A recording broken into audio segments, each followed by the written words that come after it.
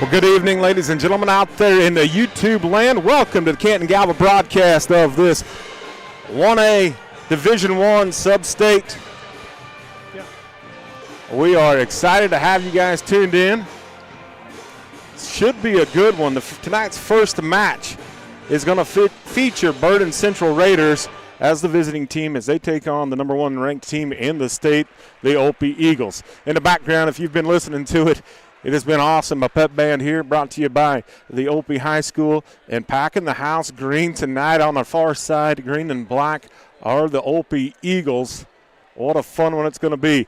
In the broadcast booth with me here tonight doing double, triple, quadruple duty, the guy that's behind this, the whole shebang, Coach TK, Taylor Kaufman. Welcome, buddy. Thanks for letting me step in here tonight.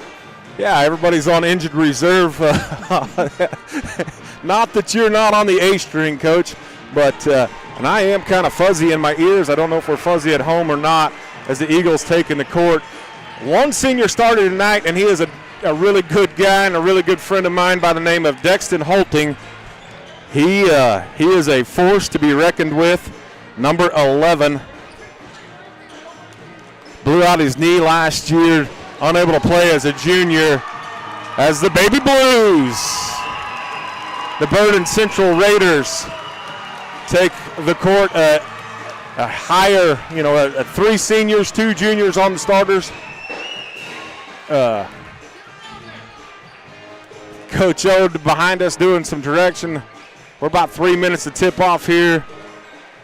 Last night was electric for the ladies' games, TK. Yeah, it was. Especially that's 1 second. Do you turn me up? Yeah, there you go. Okay. Perfect. Yeah, especially that second game. Listen, that Madison Bulldogs ladies team, they just happened to run into the number one ranked team in the state, beat Little River in the second half. Yeah, and it's unfortunate when you run into a buzzsaw like that. Because that's what the Little River Redskins are. Yeah, congratulations to Little River, the ladies moving on, as well as the Colony Crest Lancers knocking off Flint Hills last night. Great games. That one came down to the wire, the first game. This one, the higher seed versus a lower seed, but they don't give away victories. They don't give away W's. Opie's going to have their hands full tonight. I would expect intensity, at least. I don't know anything.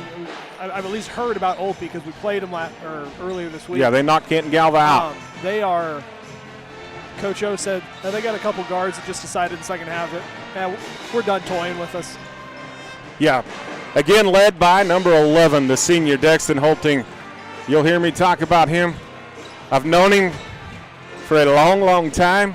He ropes extremely well. He's got him a couple state titles under his belt in the rodeo arena. Going to go down, continue his career in the rodeo field, and not so much in the basketball. But the young man can shoot hoops. So we got a fun one here tonight. Should be a great one. We're going to try to bring you the starting lineups. I got to do that off this mic. So we'll be back with you with this action. Again, thank you once again for tuning in to the Canton-Galva broadcast of this sub-state matchup.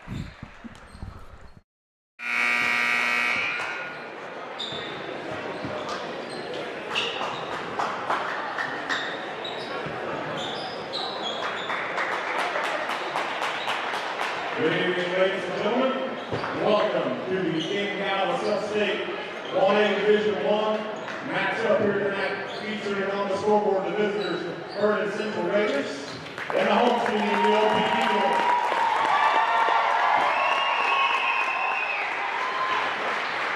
Now, if you would rise and move to cover as we honor America, as Canton-Galva Junior Grayson Krause brings us out. National anthem. Oh, say, can you see by the dawn's early light what so proudly we hailed at the twilight's last gleaming, whose broad stripes and bright stars through the perilous fight o'er the ramparts we watched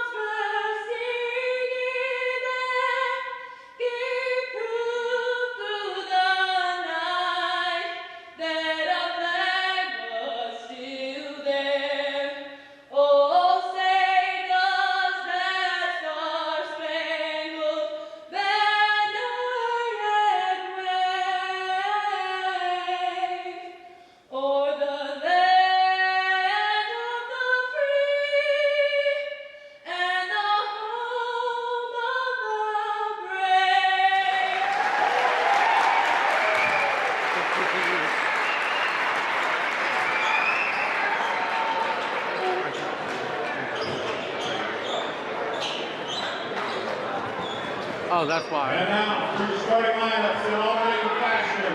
First, for the visiting Burton Central Raiders, number 4, senior, Ethan Boucher.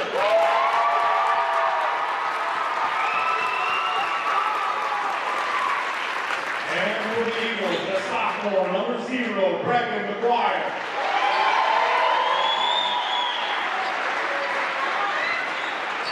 For the Raiders, senior, number 5, Austin Johnson.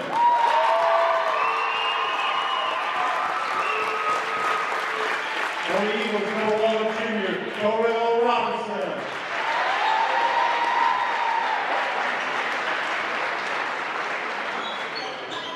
For the Raiders, number 11, a senior, Brock Wilson.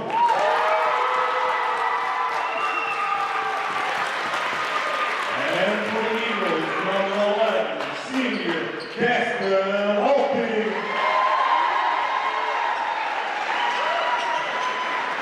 For the Raiders, number 15, a junior, Gunnar Parsons. And for the Eagles, number 24, a sophomore, Abbott Bailey. Rounding up the starters for the Raiders, number 23, junior, James Braun. And for the Eagles, number 43, a junior, Paige Whitmore.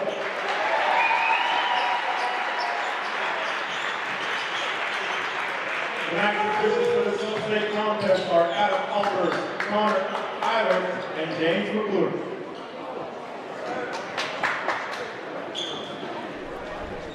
Well, Coach, if we mess up here on the YouTube, there's no mom that can run up here and tell me that I messed that one up. So them starting lineups, they're a little more important. It's a little bit of pressure. Yeah, well, I don't know. But, you know, I just don't like getting yelled at by moms. But it's going to happen. We'll get this disclosure out of the way. I'm going to mess up some names. TK's probably not, but I'm going to. We're going to do the best we can. I'm going to tell you right up front right now, you Raiders fans, I know the Olpe Eagles just a touch better than I know the Raiders. So it might seem that way, and that's because it is. But we're going to do the best we can to bring you this game. If you don't like what you're hearing, it's really simple. Just simply turn the volume down or hit the mute button. We'll never know. Still slap a like up there on the YouTube broadcast, and we have tipped this one off, and the Raiders control the tip. Right off the gates. The Baby Blues, I like these unis, Coach. I like them a lot, too. Man-to-man defense for the Eagles. Ball poked away.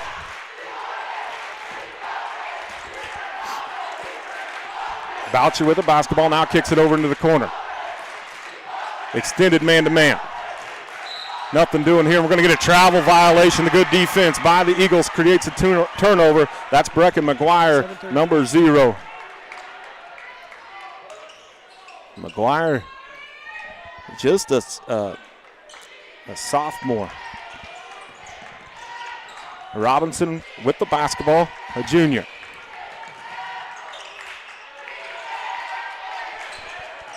McGuire drives, gets blocked from behind.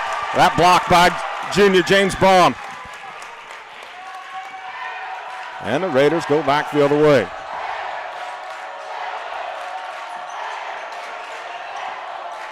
Ball screen here, good help. Thought about the 3. Now here comes the 3 ball. Going to be short, but a rebound by the Raiders. Put back, and it's going to go. That bucket good, and the first points of the game by number 4, senior Ethan Boucher. Good patient offense. Yeah, they did a nice job. Greenville got a second chance opportunity with the rebound. Did something with it. In the student section here, we're going to get a foul here. That foul's going to go against Austin Johnson of the Raiders. The student section, clad in camo for the Eagles, and a little patriotic tribute over here for the Baby Blues of the Raiders. Both squads showing up tonight. I anticipate Little River bringing a full house as well. I would too. Inbounds into Holting. Calling for a high ball screen.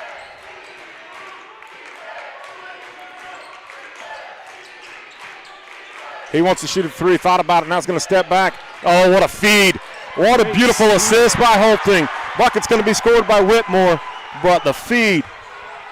A great seal on the inside by 33. Yeah, Whitmore with that bucket.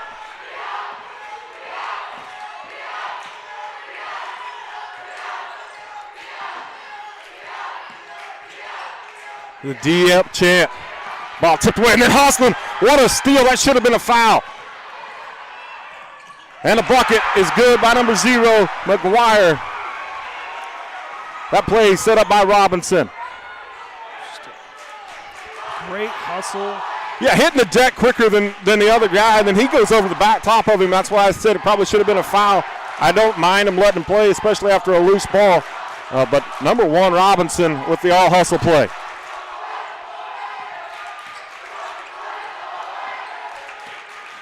This place is electric. We call it the Nest. Sub-state, win or go home.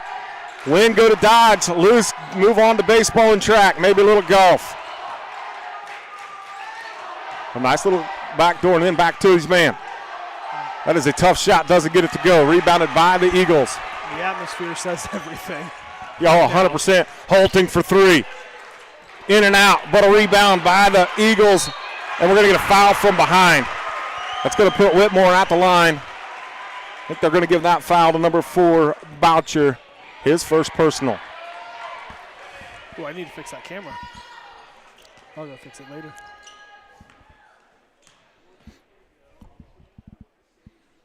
Whitmore gets the first one. Chance to extend it here. 6-2, as it is 5-2 with 4:50 remaining in the first. Whitmore at the line. Second one off the glass, but boarded by the Eagles. Now a triple team dribbling out of it is McGuire in the corner. Got it! Sophomore Bailey with the 3 ball.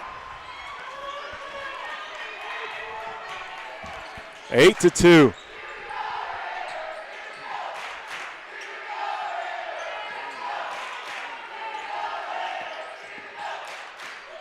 Nowhere to go with the basketball. Now kicks it out top. The Eagles man-to-man is something to reckon with. 3 ball coming here, and it's good. Boucher, the senior. All 3 of those for him. Tries the wraparound pass and gets it. What a great find there. The dish by McGuire to number 33, Whitmore. He's got 5. Whitmore with a beautiful feed. We see her walking across the concourse there. Miss Graceland Krause doing a beautiful rendition of the national anthem. She's killed it 2 nights in a row. Yeah, she has. A lot of hands here. And it's going to go the other way. The official's going to let them play tonight. –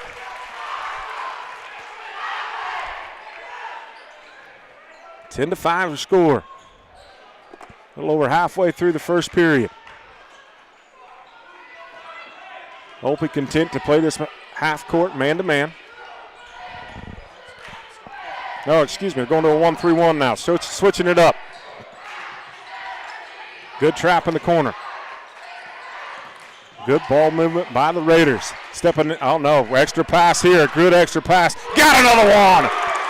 That was number 15, Gunnar Parsons. Excellent ball movement there, Coach. Yeah, it was. 3 coming, and once again, this one off the heel, but tracking down the board are the Eagles. Great find down low. Another beautiful assist. Whitmore gets the points, but it's all on the passing.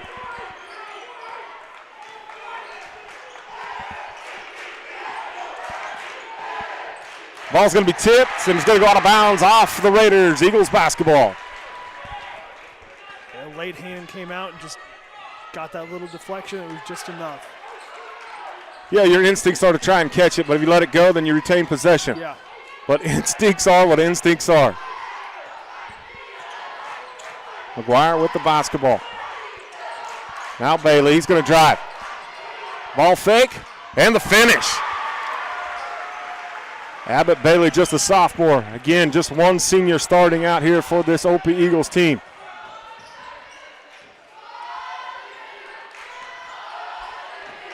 Listen, I love the man that's at the scorer's table. He's got a solid mullet. That is a very solid mullet. And blocked there at the rim, but getting the board and the putback. It reminds me a bit of your nephews. Right. Boucher with the board and the putback for the Raiders. Spin around jumper doesn't go, but oh no, the Raiders able to get the board. That was Gunnar Parsons with that rebound.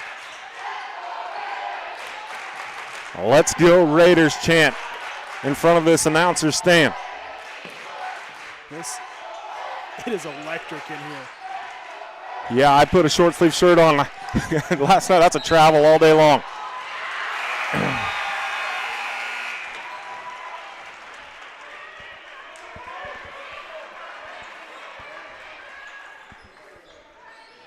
Jaden Curzon checking in, number 45 for the Eagles. And again, he has a solid mullet. Love it. I get to talk about men's hair because I have none. Nice cut, Holting with the extra pass. Doesn't go though. McGuire needed to just go strong with that one. Yeah. I see the thought in trying to. He was open about a half second earlier, but he wouldn't have been ready for the pass a half second earlier.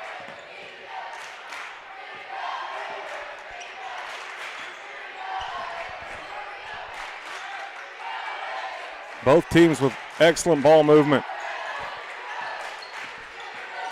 Drive now, dish to the corner.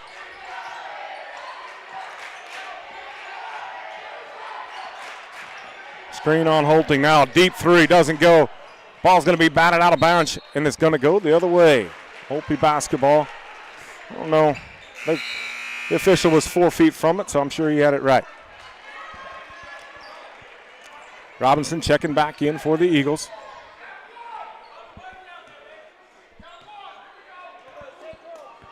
Linneman checking out. McGuire dishes to Robinson now. Where to go with it? Finds the hand of Dexton Holting. Now not an open look. Going to drive, kick it back out. And a deep three coming from McGuire. Doesn't go. And a board. Good strong board at the buzzer by Brock Wilson. Well, we've played 8, Coach. 14-10 is our score. What do you think? Efficiency on offense from Opie. I know they missed a couple shots, but they don't mess around in getting a good look. Every cut is with a purpose. And the shots, they missed a couple, but they've been good shots. They haven't taken any bad ones. The only one I would say is maybe a little bit questionable was that last three, but that was because it was the end of the quarter. So, but otherwise, just intense on both sides, solid defense on both sides, and kids stepping up and making plays. Yeah, 100%. Right. This is a good basketball game we've got right here in front of you, right into your living room. Brought to you by the Canton-Galva Multimedia Class, Canton-Galva Broadcasting, and all of their great sponsors like HCI and State Bank. They're going to see some instant replays possibly brought to you by those folks. We greatly appreciate that. Again, Coach TK and his crew do just a phenomenal job trying to bring this right into your living room. Of course, we could not do that without high-speed internet being brought out of this gymnasium. HCI providing that for us. We've got a good one here, just a 4-point margin here. The home team in white, the OP Eagles, atop the scoreboard here, 14-10.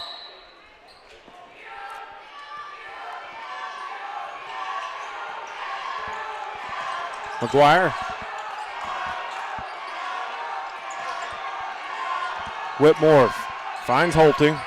Good defense here by the Raiders.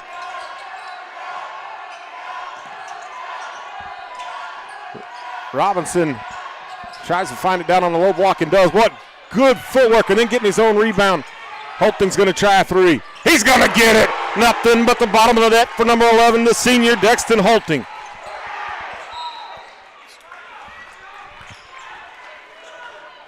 Second chance opportunities Yeah, those are killers in games like this. If you don't get the rebound, they can score back. Yeah, and you saw the Raiders coach unhappy there because Holting obviously a formidable threat from behind the arc, and he got left open, and you could see the expression on him. It's like, how do you – we talked about this, kids, don't leave him open. Yeah. But it happens. It happens, especially on those rebounds. Can't do everything to make coach happy. Yeah. Either you want me to get a rebound, you want me to guard my man. Yeah. Nice cut on the low block, and then a double team. Now ball's going to be tied up.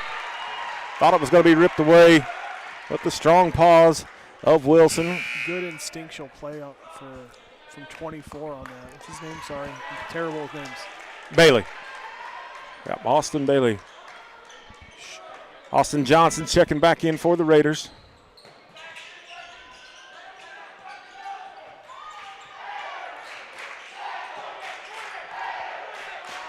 Raiders a lot of just reset on the inbounds. Now a three. Off the mark and boarded by McGuire of the Eagles. He could go coast to coast. Oh, dishes to the corner. Ooh. Robinson comes away with it now. Gets it down low to McGuire. He gets a bucket. And we're going to get a quick timeout by Ben Ponce, the head coach of the Burton Central Raiders. 4-point game to start this quarter. Now a 9-point game. Yeah, and it's those ball off the hands, or here you have the missed shot, allows to go back out for a kick out, kind of a backbreaker, and then ball's loose in a scrum. Opie comes away with it, scores again. Yeah, so if you're coach over there, I mean, I think this is just kind of a break up the run because I don't think that his team is doing anything they're not playing bad. No. It's a couple bad breaks. Yeah, those little like scrum plays, and sometimes the ball just bounces funny. Yeah, yeah. And when Papa Mo gets on your side, it continues to bounce funny, right? And so take a little time out here and break up that run. I think it's a good use of a timeout. Yeah, it's smart. Just to kind of tell them, give them a chance to catch their breaths. Hey, it's only 9. Yeah, we're still all right, fellas. We're still all right. We're still fine. Just let's calm down. Let's do something within ourselves, because there is such a thing as trying too hard. Dante Henley, the senior, has checked in. Hustle play by Robinson there, but Dante Henley, he's used to have a little height to him.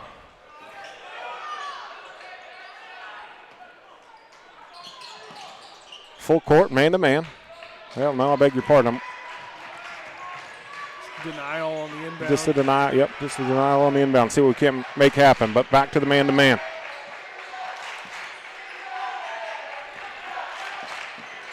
Switch on the screen. So, 3 ball. Got it. His second one, that's Parsons. Right there. There you go. Right off the timeout, that's exactly what you need.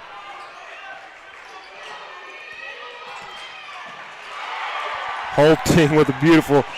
That's a change. Felt the screen, felt the screen coming to his right. Overplayed it. Dex goes to the left hand. Makes an easy bucket. Holting getting a hand on it. And it's also where they had that change of pace. Sometimes it's fine to play slow and then really hit him, lull him into his. 21-13 is your score. Turnaround jumper floater in and out. Wow, it's a good shot. Yeah, Braun with that move. Yeah, it just didn't go for him. I mean, it was all but in. Robinson finds McGuire.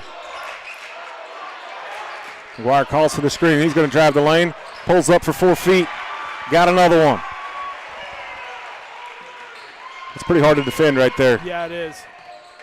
Just efficiency, Braun now kicks out up top.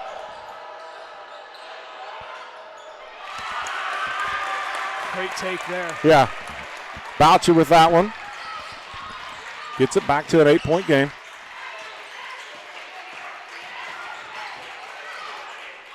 Oh, that was a great take. Yeah. But he had his man, Bailey, set up for a three. Did McGuire, just missed on the 2-footer in traffic. Another floater doesn't go. Now kick up ahead. And the lay-in's going to be good for number 1, Corell Robinson. The pass. Good find. Great find. The Eagles have stretched this one to 10.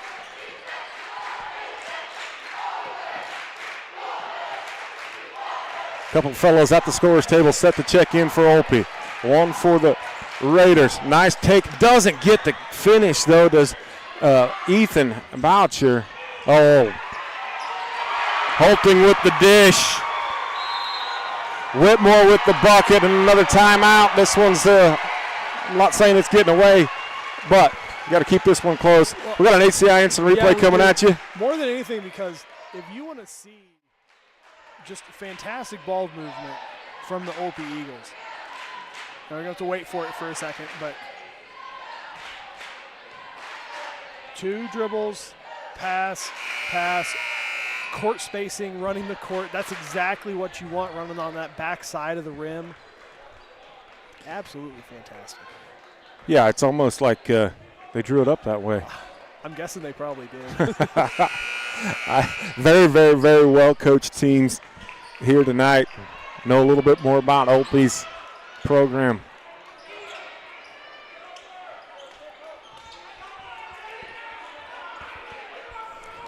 Coach Chris Schmidt's been at it for a long time.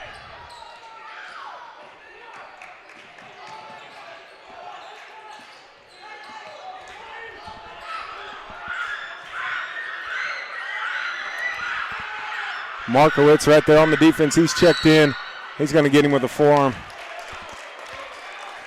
You know, I think that's probably a set play there, getting Boucher, excuse me, I beg your pardon, you know, an isolation and drive off that timeout. Yeah, we're going to get a foul here, and that's a correct call. That's exactly how you draw it up. Simple inbounds play. Yep. Come back to it. You know, it's 12 points right now. Markowitz picks up foul number 2. Boucher at the line. Gets the first one.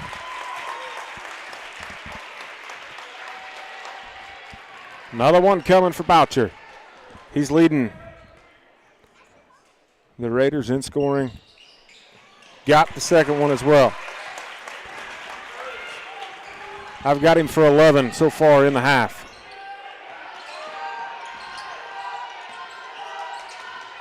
Ball faking a little ISO drive here. Turnaround jumper. Oh. Yeah, we're going to get feet tangled up. That foul's going to go against number 5. It's unlucky. Yeah, Linneman picks up his first. Curzon checking back in for Olpe.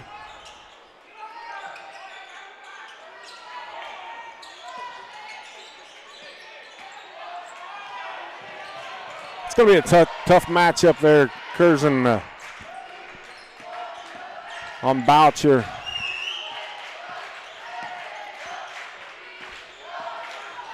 Look for the Raiders to do just this right here. Isolate against the younger player and gets a bucket. Really good on his part. Once he got in the lane, good strong move, got his feet set. Holting drive and a dish. We're going to get a harm here. I believe it's going to go against Austin Johnson, the senior, for the Raiders. His second personal. Now at the scorer's table to check in is number 22, Ty Henderson.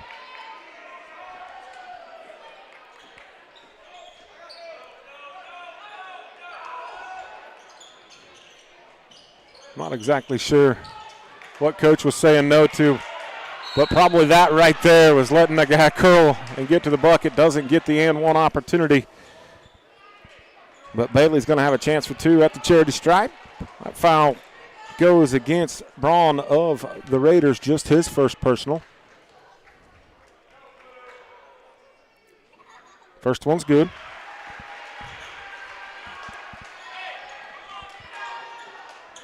Bailey with another one.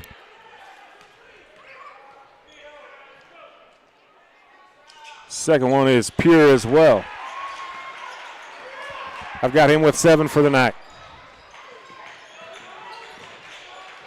Yeah, that's just getting ready, so they're going to need some help, and they got some in the form of Robinson. Wisely pulls it up.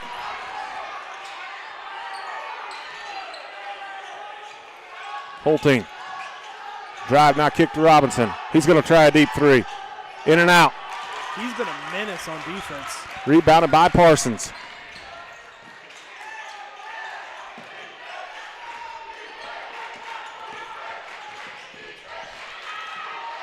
Good help defense once again. Let the Raiders retain possession.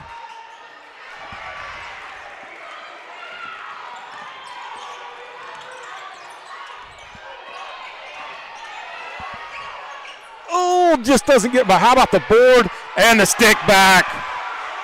He's doing work. And he's Bailey with that one again, just a sophomore. This is a young OP Eagles team. From what I understand, they got a pretty good 8th grader coming up too. Hey, nice drive and take. Boucher with that one. Step back into behind the arc, doesn't go, and then a board once again by Parsons. He's got 6 points and several boards. Off the front of the rim. But hitting the deck. And then still on the deck. Coming away with it are the Raiders. But how about the effort by both teams, Coach? Deck's lucky. You see Coach saying, hey, don't do that. We don't need. And then we're going to get a reach-in foul here. Yeah. Really neither team with foul trouble. No, it's been a fairly whistle-free game. Yeah. That first quarter went quick. Abbott Bailey picks up his first personal. If they would happen to foul in the next 49 seconds, if they being the OP Eagles, will send the Raiders to the line. Open 3 here. Just off the heel. What a rebound, jumping up and getting the board and one.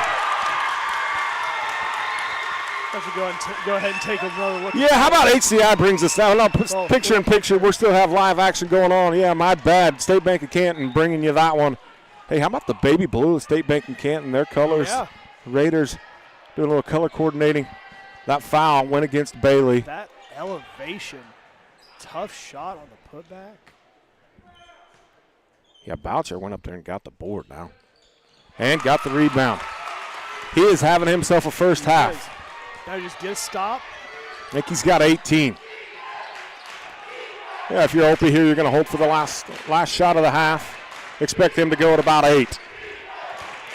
McGuire with the basketball, just running a little clock. Coach saying, go ahead and get out there and defend him. Make him work. Finds Robinson. Have to expect to try to get Dex a shot. How about an and one, though? Great ball movement. Whitmore gets the bucket. Foul is going to go against the Raiders. Number 10. Dante Henley, his first.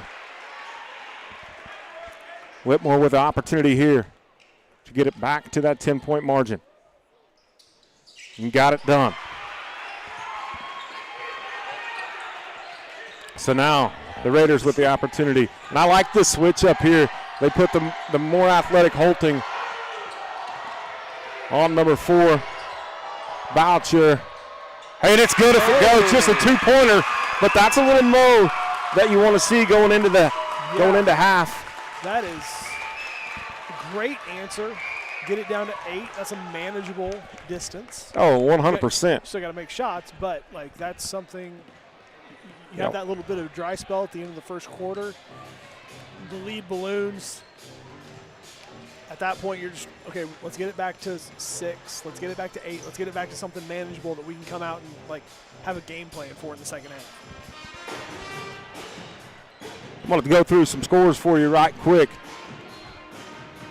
Senior Ethan Boucher for the Burden Central Raiders, having himself one heck of a first half.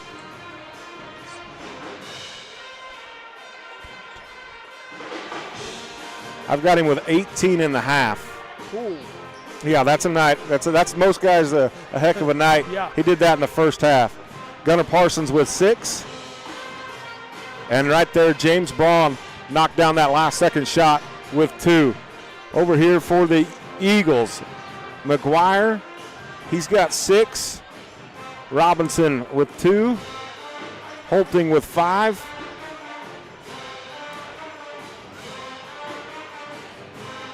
Nine for Abbott Bailey. And 12 for Cade Whitmore, the juniors. How your scoring is going to go brings us to 34-26 at the half. What a beautiful game. Opie's ranked number 1 in the state for a reason. Yeah, they are. And hey, this Burden Central team is giving them all they want. And then maybe a touch more from time to time. Well, and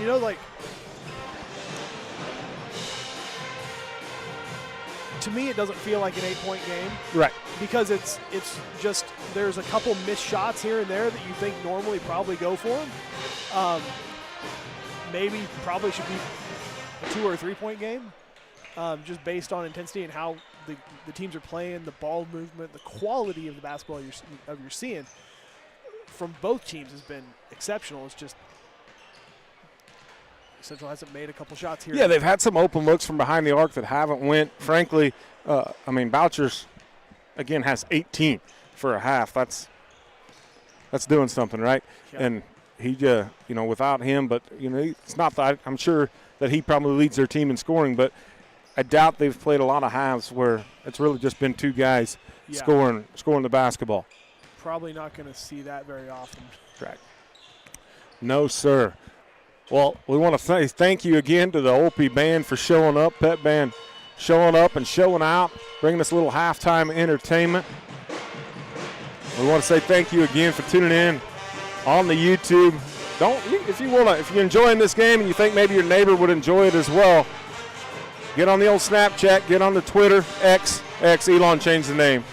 It's X now. Get on the X, get on the Instagram. I think the kids call it the Gram. Wherever, if you want to Facebook. Or, hey, I got an idea. Get on the phone and call a neighbor. They'd be glad to hear from you. Tell them to go find the Canton-Galva Broadcasting on the YouTube, and they can tune in and catch the second half action. We're about 6 minutes away from it. There are a lot of ways to communicate with humans these days. There's probably too many, in all honesty. When you're raising a teenager, there's for sure too many to monitor, I can tell you that. We've got a good one here. And I think we're going to have a really good one coming up. Yeah, I was excited for this game. I'm really excited for the next one because I know what I'm looking at when I see Little River, so I can react a little bit more. Yeah, and Little River, started off the season a little hit and miss, got a few more L's than what they're used to, but coming on strong when it's time to come on strong. And they're a young team. Like, being the guy that had to coach against a lot of these guys when they were in junior high, we always had it circled as, that's the game that's, going to be the real test of where we are as a team. And it wasn't too often that we came out of that night very happy. Right.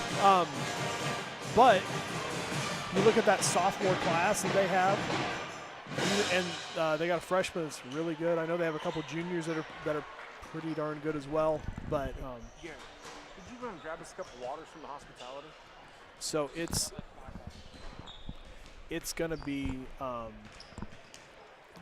they've been a team that's you hate playing against them, but they're fun to watch. Right. This Oxford team, as they're out here warming up, they're here for a reason, though. Yeah. It's. I think it's going to be a great game coming up. We got another half that's going to decide who gets to go to Dodge. Get the heck into Dodge is their new slogan out there. So we're going to see who gets to go to Dodge and participate in the state championship. Just 8 teams. Yeah. Making it out there to the trip to Dodge. Yeah, and all but one will go home with a bad taste in their mouth. Yeah, Just like tonight, we're going to send 2 more teams home with a bad taste.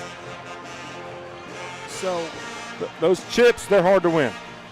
Very hard to win. I know I'm hopefully going to be making a trip to Hutch next week. My my alma mater, the Hall-State Dragons, the girls basketball team made it to Hutch last night, so have to go over there and at least for their first round game, and if they win, I'll probably go back. There it is. How about the man on the drums? You got the there's a lot of and things that I appreciate, and there's a lot of things in life that I cannot do.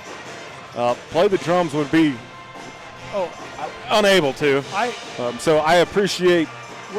Whenever someone asks me, hey, why don't you get out there and dance? I look at them, I'm like, I got 3 left feet. I got no rhythm. Like, you don't want me doing that. No. There's a reason I stopped doing band after freshman year. Yeah, no, rhythm, not my strength by any stretch.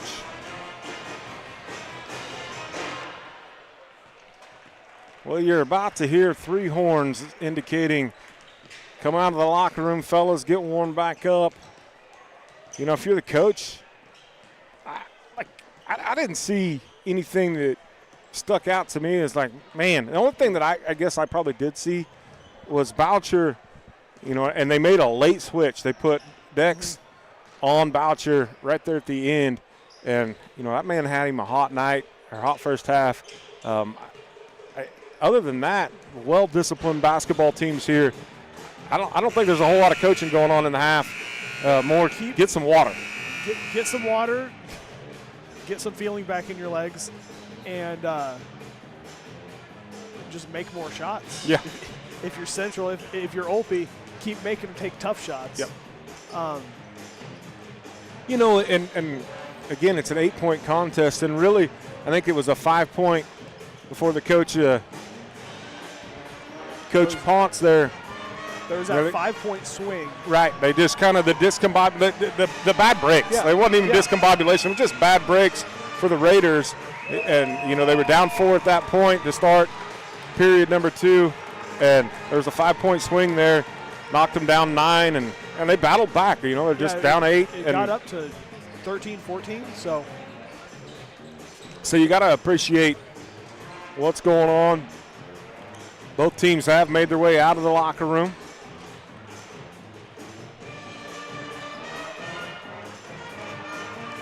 Quite the coaching staff that Burden Central has. Yeah.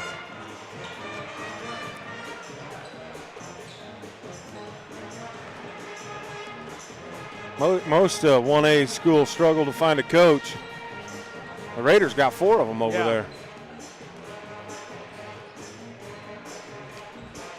Well, we're 90 seconds away from second half action. What an atmosphere. What an atmosphere. Like, it was going to be hard to top last night, but. Yeah, and if Oxford travels well. Sorry, ladies. I think they got you beat today. Yeah, if Oxford travels well, because we know Little River, I mean, obviously the shortest distance to get here as well, but if Oxford travels like Burden or Opie, this next game is likely to be more electric. Now, I assume that Opie's going to pack up their pep band. But listen, pep band on a basketball game, solid everything. It's just, I'm not saying I'm speechless, but I'm at a loss for words. Give me a second.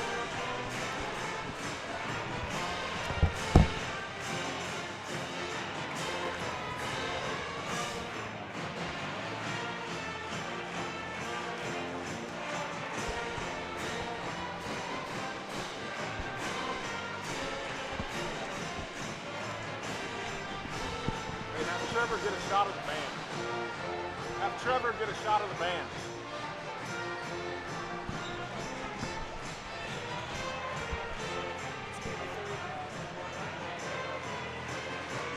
I don't know if we're going to get this pulled off or not.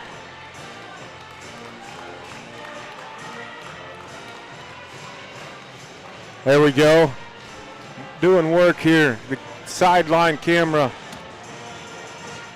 bringing you that Opie band. We appreciate them being here. Sounding outstanding.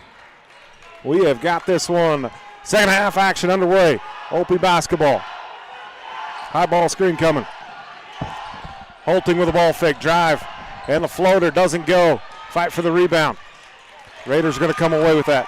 That board controlled by Braun. Quickly up ahead.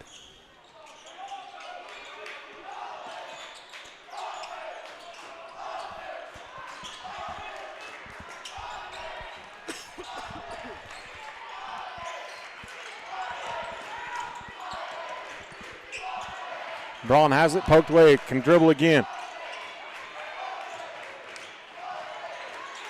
And you see the switch, right? Holting is on Boucher.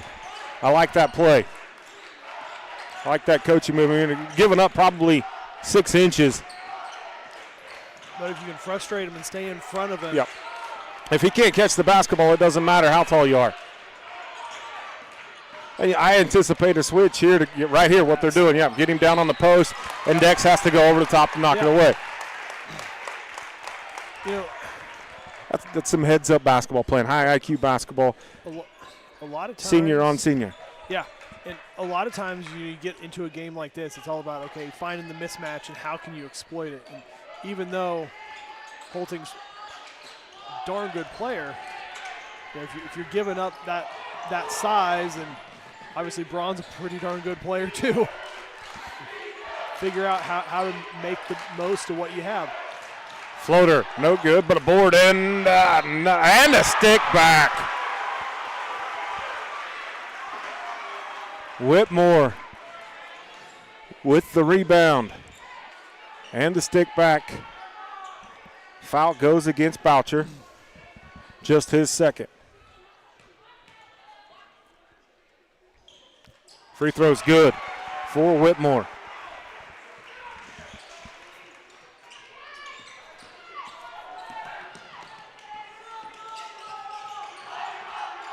Raiders are able to get it across the timeline with ease. Little contact there, let it play on. Braun with the basketball. Now Boucher has it. Trying to get him down low. That good box outs by the Eagles. Coming away with the rebound. Robinson with the basketball. Now gets it to McGuire. McGuire gets him a screen. Kicks it around. Holting's open for three. Little stutter step and drive. Now kicks it out. Robinson again with the basketball, resetting.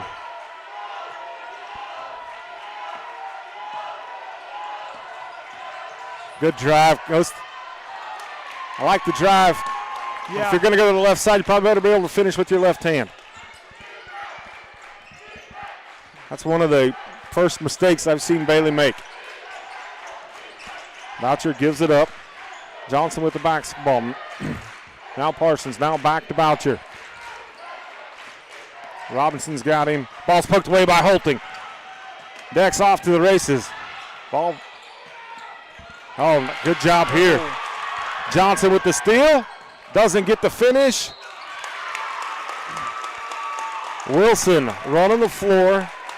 Doing good work. Gets the rebound. Doesn't get the stick back. But he picks up a foul on McGuire, the sophomore, just his first personal. And Wilson has a chance here at the free throw line. That's a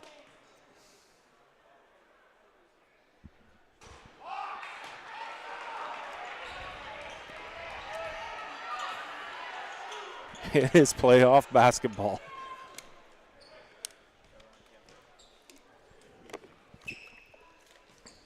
Second one is good for Wilson. Brock Wilson gets one of two. It's his first points of the game.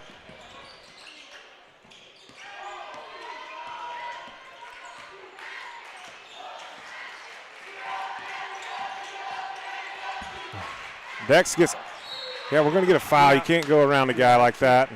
Can't do that. I understand the idea there by Johnson, but if the basketball is presented to you, fine. But Dex with a good job. If you can't see the ball, don't grab the ball. Right. Dante Henley checking back in. That was the third foul against Austin Johnson. So a little bit of foul trouble for him. And he set part of that second with the second foul. That three ball is good for Brecken McGuire.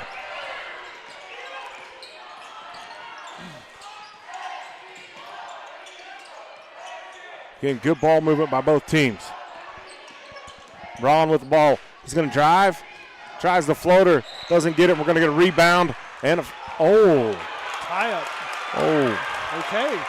If the Opie fans letting the officials know they did not appreciate that. Again, the over and back call no longer exists. However, when you come down with the basketball and the guy's got his hands over your shoulder with it, but the officials saying they both have possession up in the air, and that calls it a jump ball. Great officials here tonight. There are going to be some calls. Don't go your way. We're going to have a travel here. Yep. It's like my coach said one time in practice, the official's like your mom. He's right in it even when he's wrong. Right, yeah. Yeah, complaining about a call never gets you anywhere. Now, the coach can do a little work from time to time, but Holting, spin move. Doesn't get the little runner to go. It's 13 if you're the Raiders. You want to get this back to 8, 7 or 8 if you can by the end of the quarter. We're going to get a moving screen. It was. I think they called it on number 10. I believe they did. Henley picks up that foul, so it'll be Opie basketball.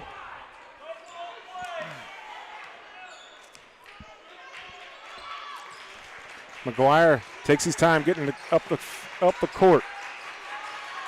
A swarming defense here.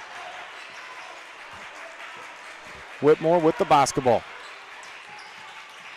Gets it back to McGuire. Into the double team, and he's going to get bailed out with a foul call. A little, yeah. And Boucher, I think, is who they're going to give that, and that's 3 on him. Yeah. And just a little late with the help by Wilson. And Boucher's over talking to the ref. He said, "What'd I do?"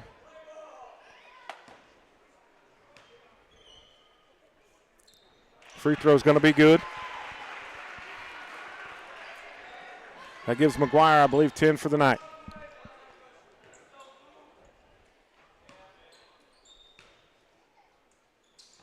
Second one is good.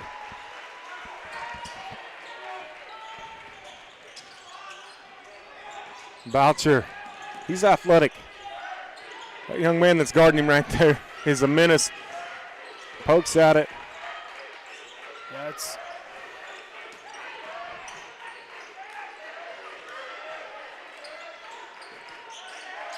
good screen here. And in a pick and roll. Great finish. That was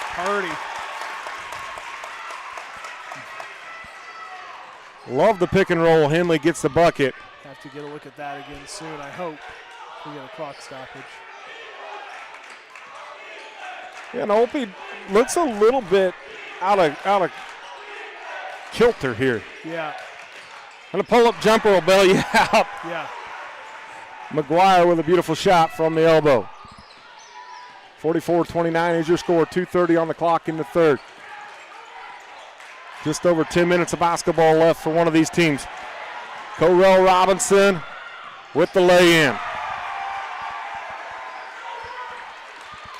Defense turns to offense. Yeah, and That's not what you want to see. You know, when we've seen Canton-Galva give up a 20-point lead, and we've seen him come back from a 20-point deficit. And Coach Ponce, you know, we saw him do this in the first half, said, hey, they're getting on a run, we're going to break it up. And down 17 here, we're going to an HCI instant replay. Yeah, it's just good instinct, staying right with it. Yeah, beautiful steal. And then the soft lay-in. That replay brought to you by our friends at HCI. And once again, if you don't have a home security system by HCI, you're doing something wrong. You can change those up. They'll let you get out of your contract with anybody else. And that HCI crew, they'll come, I guarantee they'll go to Burden, they'll go to Opie and set you up with a security system that does everything that everybody else does, plus some, all with a friendly face. Most of the time that's going to come is either a former board member, Canton-Galva, or the assistant basketball coach, head football coach, Ted Regier. Come install that, and you'll have great customer service and phenomenal technology right at your phone. Our friends at HCI. Little double team here on Boucher. Braun with the basketball. He kind of dribbled into a bad spot there right by his buddy. Boucher's going to try the drive. Euro doesn't get it to go. Ball knocked away from behind. Bodies on the deck. Tie up. Yeah, that's a great hustle play from both guys. Yeah, and it's been that way the whole night, right? Yeah. You can't say that one team's out hustling the other team. Robinson a little shaken up on the play, and he's going to get pulled out here. I think you move your arm that way 4 times, and coach is going to say, let's go make sure you're all right. Yeah. Markowitz, the junior, has checked in for Robinson.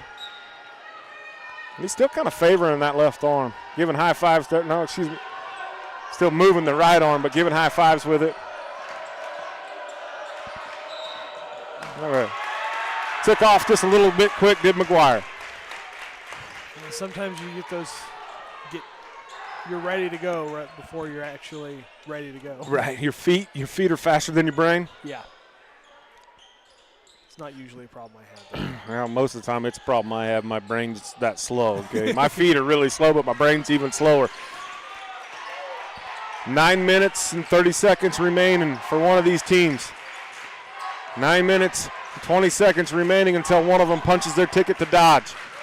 Right now, the Opie Eagles on top, 46-29. That man right there has done phenomenal work for the Raiders.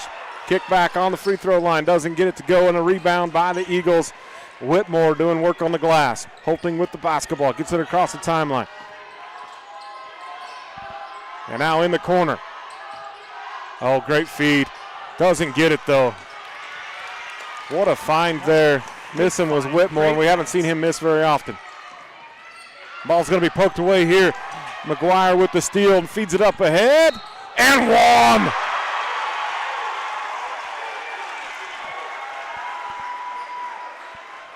Abbott Bailey running the floor. He's having himself a night. Yeah, he's got 11 with a chance to get to 12 right here. Just the first personal against Brock Wilson of the Raiders. My man with the mullet checking back in. Jaden Curzon. Great steal, running the court. Great finish. Oh, that's going to stay. Oh, the officials are going to award the hard work. My angle was different, but he was a lot closer. Braun with the basketball, trying to feed it down low. Decides not to now. These guys are battling. We're going to get a foul here. Just too much contact. Yeah. We're going to give that foul to Linneman of the Eagles, his second personal. And right there, when there's that much battle, I'd love to see him pull the chair out from underneath the man. Like, at some point, like if you're going to keep battling, they're going to call it on the defense, so you got to do something. Boucher. Now to Braun. Braun's going to pull up for 3. In and out, rebound by the Eagles. Linneman with that board. Gets it back to McGuire, and he's going to just slow it up.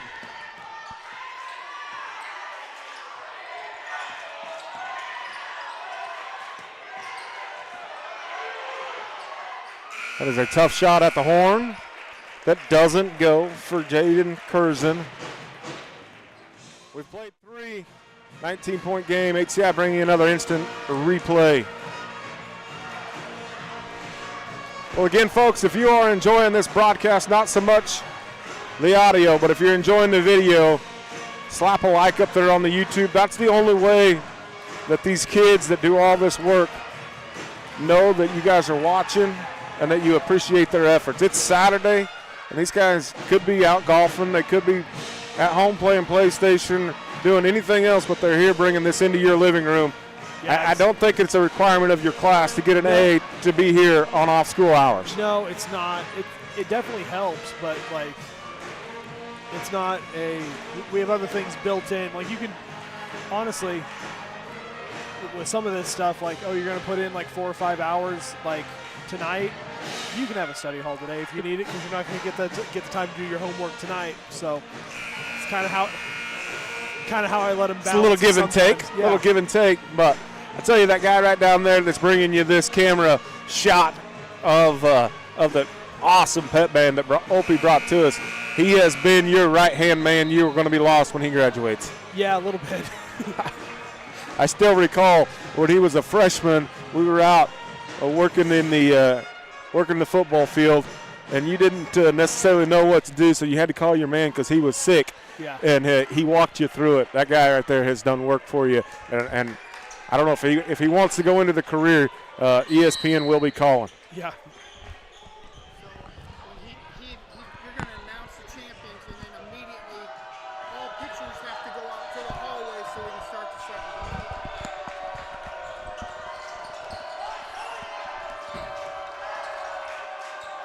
game. Again, good defense here by the Eagles. Been good defense by both teams all night. Boucher with the basketball. Holting allowing him to go left. Elevates and is going to get a foul against Holting and one. Opportunity here. And of note, that's his first points in the second half. Went Some lockdown defense. put right up there. 18 in the first half, went 0 for, and I don't know that he really got many shots off in the third.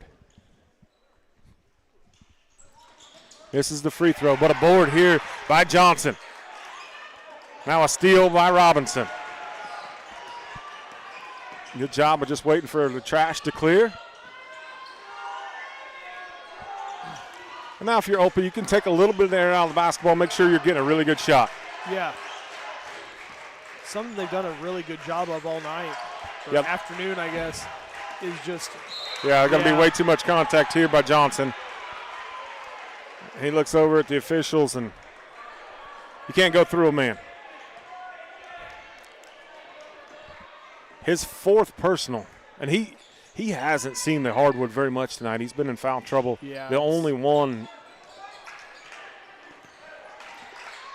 I guess, a little bit too aggressive. Oh, what a dish. What a dish. Put that on the HCI instant replay. The Yeah, finish we're by going Whitmore, but McGuire feeding him.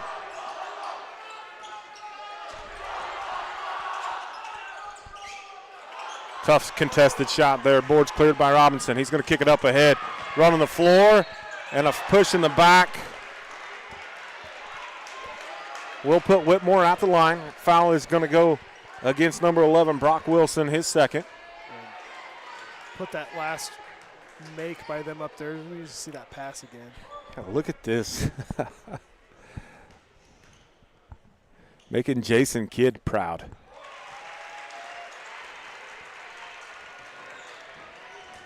First free throw's good. Second one coming for Whitmore. Got it as well. He is leading the Eagles in scoring.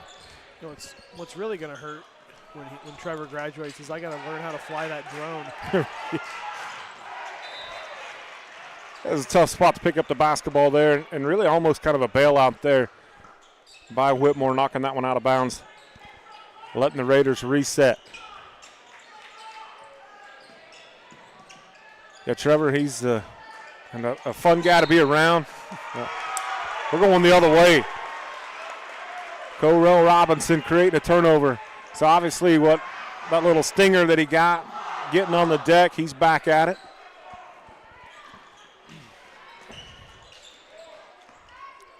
You know, if you're Opie right there, probably take 2 more seconds to get it across the timeline.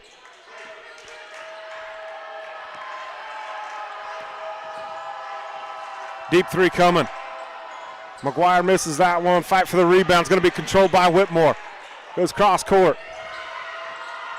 McGuire's, he went with a no-lookie. And Bailey was not expecting that. It hit him right in the hands. That was fancy. Just the sophomore is Brecken McGuire. Robinson with the board. Kicks it up ahead. Back to Robinson. Now Holting's got the basketball.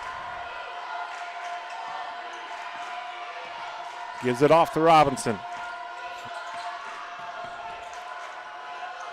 Holting again with it. Got a screen coming, drive. Very patient offense here. Get the shot. They take. Robinson, though, he's got 6 for the night.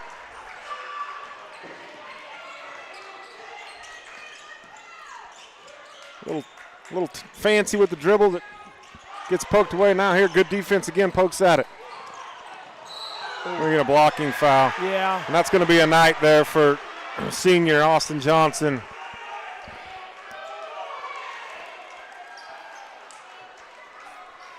And I'm sure he has played a lot of basketball clad in them baby blues. And he goes over showing good sportsmanship. Robinson, and I don't think Robinson knew what was going on there. He's a little shaken up, and great sportsmanship there by Austin Johnson. Robinson, not very shaken up with that one. All 3 of those for Corell Robinson. Holting with the board.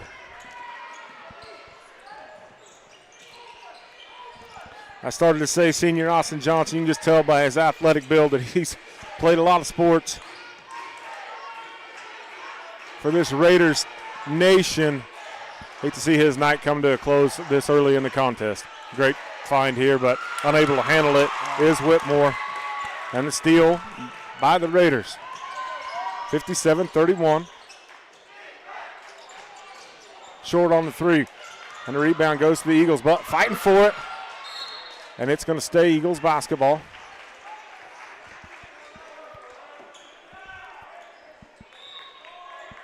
Going to have a sub coming in here.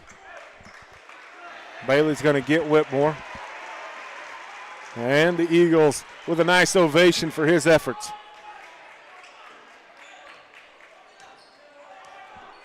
McGuire has the basketball, gets it across the timeline, goes right in now with a cut and a finish. That man can hand the basketball off no matter if he's 2 feet from you or 20 feet from you. Puts it in a great spot every time.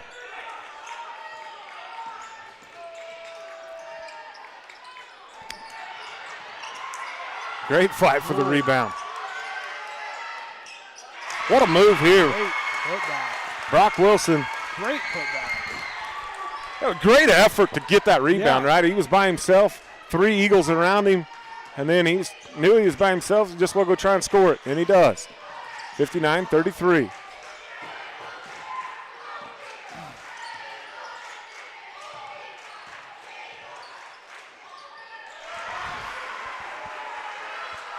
He is smooth. 15 on the night for the sophomore Abbott Bailey. Deep 3. Off the heel, Robinson gets a board, now tries to get it up ahead. And maybe a little too aggressive. Holting, though, he's wide open. Nothing but the bottom of the net for number 11, Dexton Holting. He's got 8.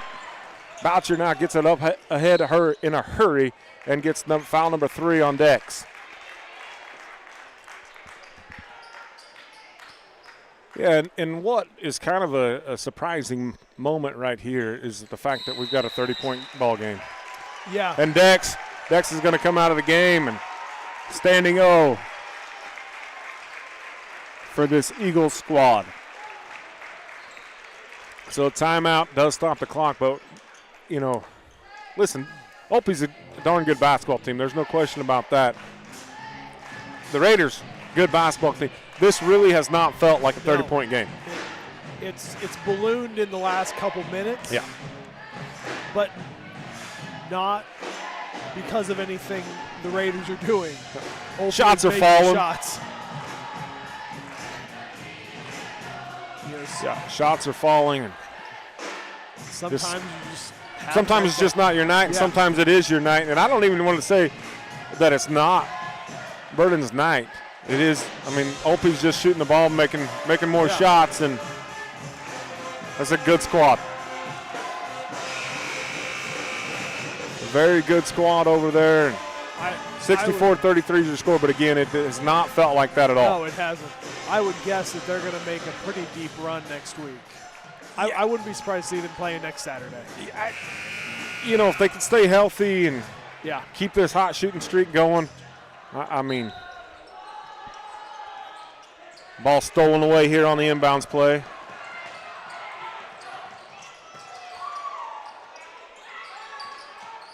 Three ball doesn't go, and board's cleared by the Raiders.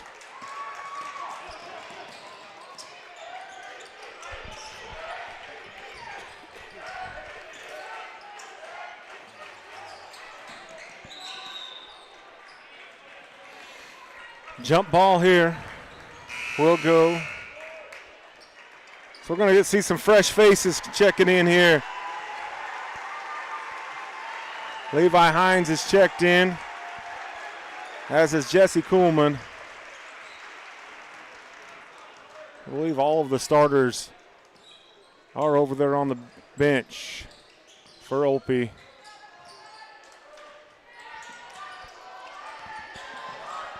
And Coach Ponce is going to do the same thing.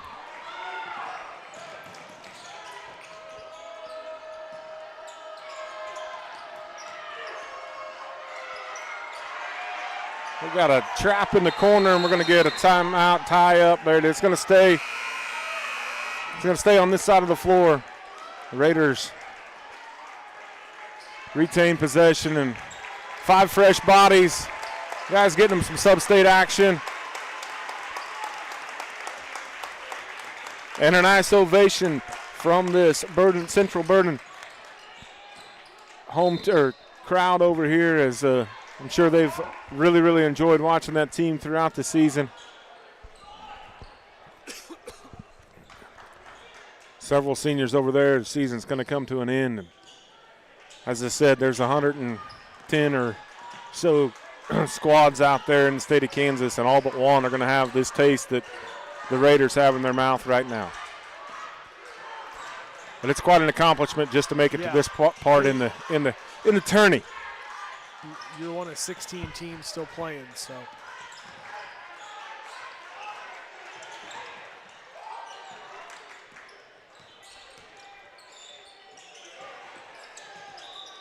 We're going to have a traveling violation here. You see the camaraderie of that Opie bench over there as the youngsters getting in there and the starters up cheering for them.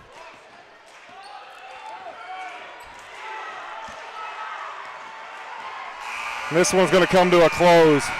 Well, congratulations to the Burden Central Raiders making it this far. Like I said, one of 16. And a big congratulations to the Flint Hills, Opie Eagles, as they're moving on to Dodge. I'm going to step aside here, do a little PA announcement. We'll be back with the next contest featuring Oxford and Little River in about 25 minutes. Thanks again for tuning in.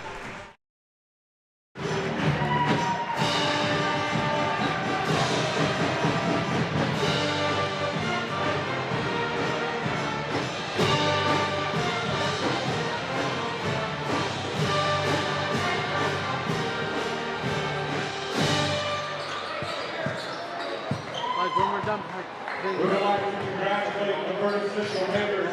Coach Ben Pond for a very hard fought game. Congratulations for this far. Great ball team. Moving on to Dodge, the Canton-Galva 1A Division I sub-state champs, your Opie Eagles. Congratulations, Coach Schmidt and his Eagle squad. We would all like to wish you luck and God. Great job, great game. At this time, I would like to announce, maybe one quick picture, but just a quick one. We've got another game coming. Move on out into the hallway for the pictures. Again, put it on, you open crowd. Great team, great job. Good luck.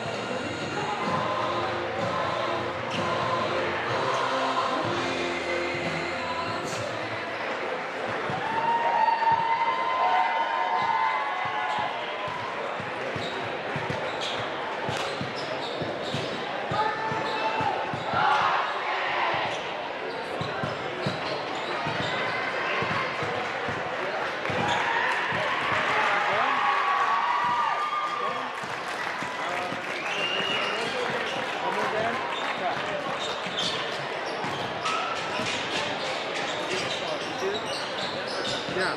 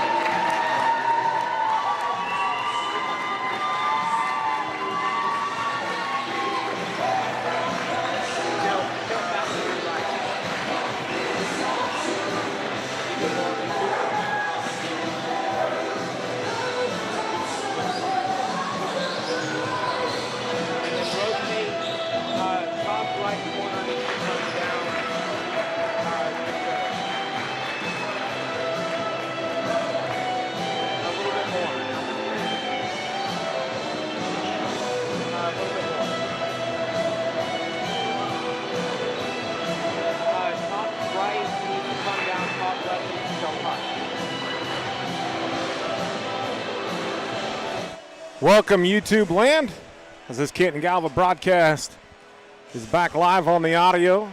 Been live on the video the whole time through. We just saw the Olpe Eagles come away victorious over the Central Burden Raiders, and what was ended up being a 30-point contest, but really was a much closer matchup than that. Got away from the Raiders a little bit late in the fourth there. One of their seniors went out. Really didn't get to play a whole lot with the 5 fouls or foul trouble and fouled out. But it was a great contest. We want to wish Olpe nothing but luck and dodge. We got one more game to decide here in this sub-state matchup tonight. In red will be the Little River Redskins from just a few 25, 30 miles to our west, taking on the Oxford Wildcats. They'll be the home team on the scoreboard. They'll be clad in whites. Gives them the higher seed and what I believe is going to be one heck of a basketball game. Opportunity now for you to go get your popcorn ready. I want to welcome into the booth the guy that is the matriarch of this whole program, the guy that has quadruple duty tonight, but he's got a little help with 5 guys out here running cameras, running the switchboard right up here. Coach TK, Taylor Kaufman, welcome back into the booth. What a fun one we just had. That was a great game. It was. The score didn't show it, but for 3 quarters, that was a fantastic contest. It was. Well officiated, well played, well disciplined kids out there, obviously well coached. Frankly, Olpe's it's a darn good basketball team. It's a really good basketball team. It's a good basketball team that we just saw right there. So I think we're going to see another one here. I really do. We've got about 2 minutes and 30 seconds before we get it going. Folks over there in Oxford, we're just going to throw this out here. We have seen Little River. You have coached against several of these kids that are going to be playing here tonight. We've seen them. We're going to know them a little bit better than Oxford. We're going to try to bring the best commentary that we can to you. Likely we're going to know more about the Little River squad. That's just natural. So we apologize if you think that we don't know the Oxford team as well. Well, we don't. No, we unfortunately, and Coach at least gave me some stuff on them the other day, but I don't have faces to names and all that stuff, and I've seen these kids for years. Right. So if you don't like what you're hearing, it's really simple. Just hit the volume button, turn us all the way down. While you're doing that, hit the like button up there. You can even mute us. We won't know. We won't care. Looks like both teams are ready to play, so we're going to bring you the starting lineup, so I'm going to step away and do that.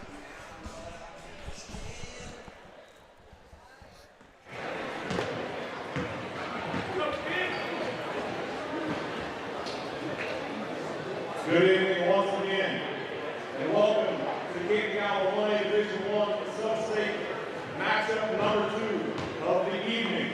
Tonight's contest is going to feature on the scoreboard the visitors, the Little River Redskins,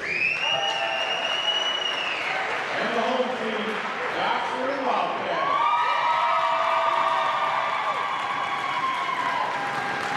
And now for the starting lineups in alternating fashion. First for the Redskins, number 3, a senior, Logan Creighton. For the Wildcats, a senior, Zane Whitson. For the Redskins, number 5, a sophomore, Logan Schubert. For the Wildcats, number 4, a junior, Helen Green. For the Redskins, number 11, a sophomore, Blaine Valdez. For the Wildcats, number 5, senior, Sam Wheeler.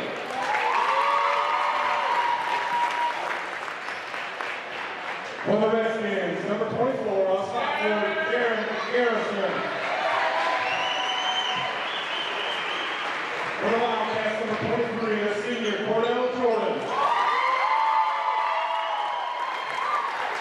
And for the Redskins, number 25, a junior, Jackson Conan. And for the Wildcats, number 25, a junior, Cutler Rule. Tonight's officials for this contest are Bill Dougherty, Ben Schmidt, and Hank Unrein.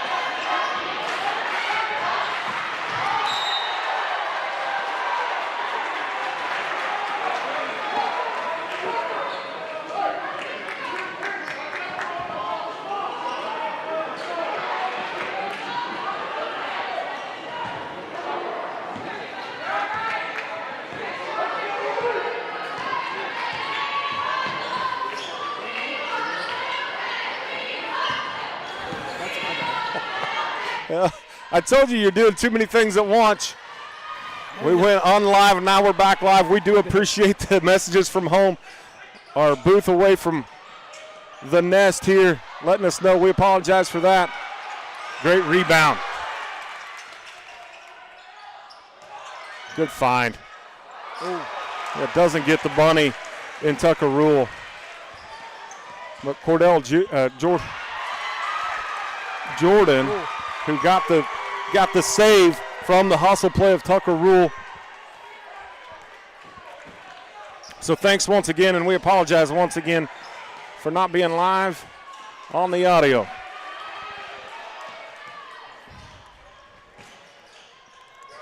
You'll get that when TK has to do multiple things. Yeah. Good board and put back. We're going to get harm on the shot. That's going to put Schubert at the line. Foul goes against Kellen Green of the Wildcats.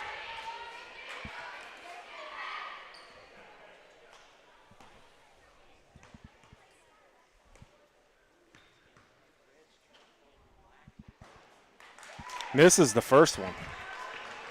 Does the sophomore Schubert. Early sub coming in. Baldetti's going to come out of the contest. Checking in for him is Ty Giannetti. Second one missed too. We're going to have a lane violation. Doesn't matter. We're going the other way.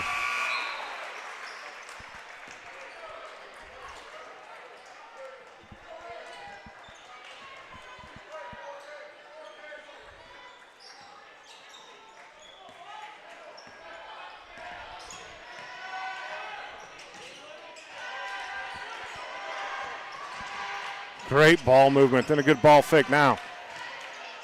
Oxford, good defense by Little River. Fight for the rebound. It's going to stay here. Stays with Oxford. Great move.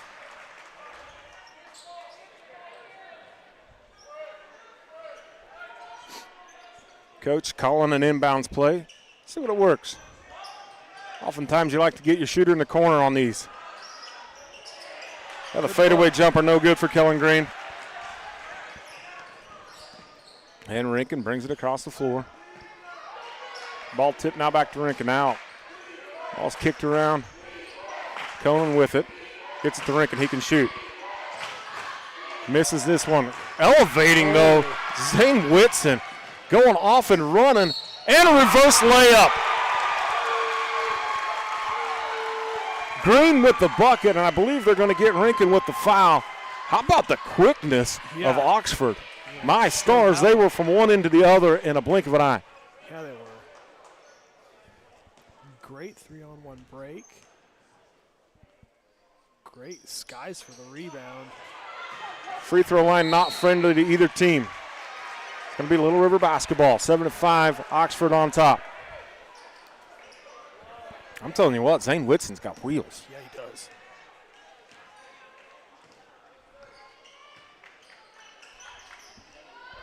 Conan with the basketball. Now Garrison.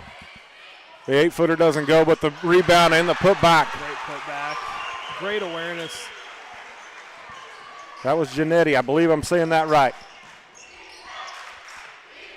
If not, I apologize. Hopefully the guys in Dodge will get it right.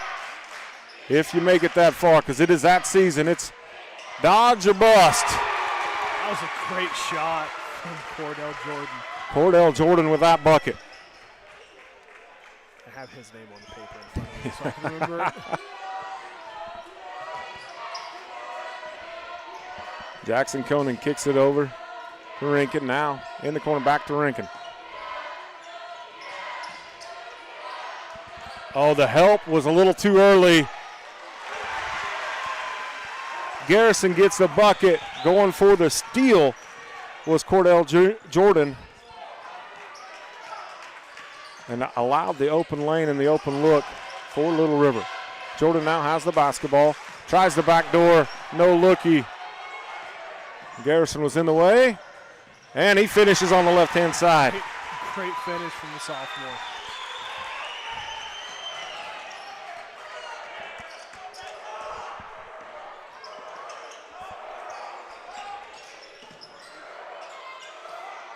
I don't know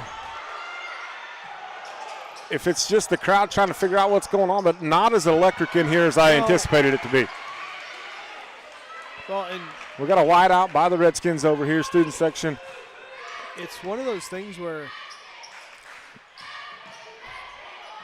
we haven't had a whole lot of made shots. Like the great plays have been defensive in nature. It's just those are a little bit harder to get behind. Get everything juiced up a little bit. This might get him juiced up. It doesn't. Last time that he was in this gym, he didn't miss, I don't think, any from behind the arc. 6 or 7 in the first half. Right. How about doing work on the glass, Jackson Conan? He has the basketball. 2-3 zone for Oxford. Sucking a little air, waiting for that whistle to come, give him a break. Blocked from behind. Fight for the rebound and the shot. It's good if it goes, and it does. I believe that was Conan. They got that bucket at the whistle. And that's a little bit deflating if you're Oxford. They worked their tails off right there and just did not get the rebound and got that shot at the buzzer. And like we saw in the last game, there's that little 5-point swing. The last four points have been kind of backbreakers. Yeah. And I'll be honest with you, there was a couple guys set the check in for Oxford that did not get into the contest. Wasn't a stoppage of play. And Oxford looked a little gassed there at the end. And that's saw some hands on the hips, and you see Whitson coming out with his hands on his hips right now. That's one thing, having coached against this group, there's a lot of them. They're all athletic. They come in waves, and you're going to know you played a basketball game by the end of it. We forgot some pom-poms. A little laundry out there on the hardwood. That would not be good to step on. No. It'd be like stepping on ice. Oxford basketball here. They trail 9-13. Again, Oxford in white, Little River in red.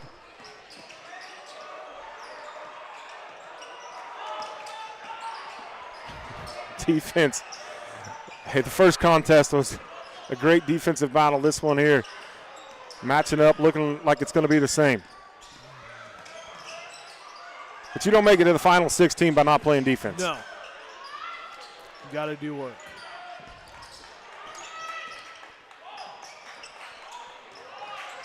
A lot of contact. Little River's going to come away with the basketball. Rankin has it.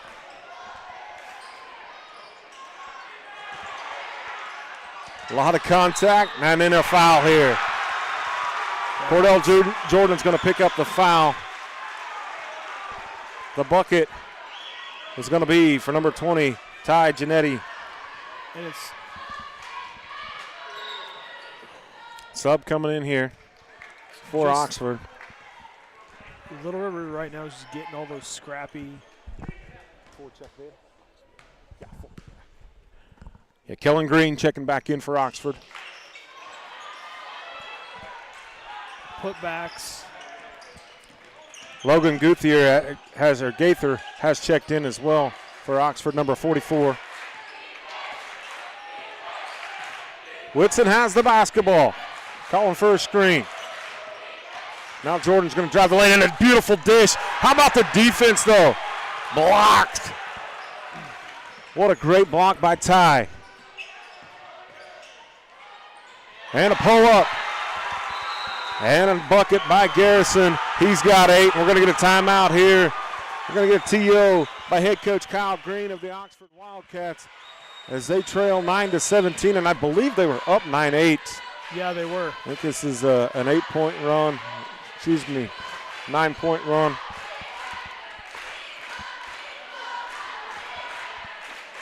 For them. And a quick TO.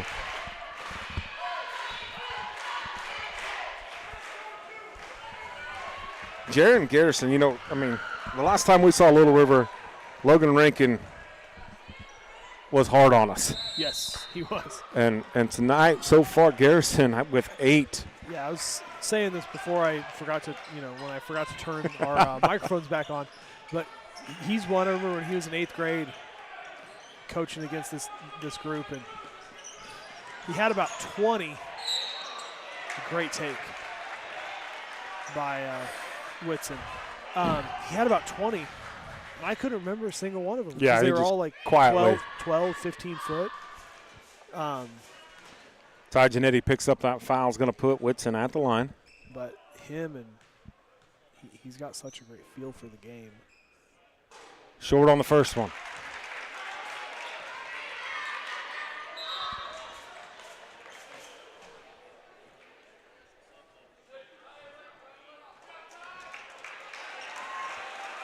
Couple subs here coming in.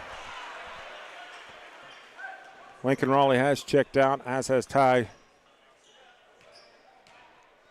Another free throw coming for Whitson. Whitson gets this one.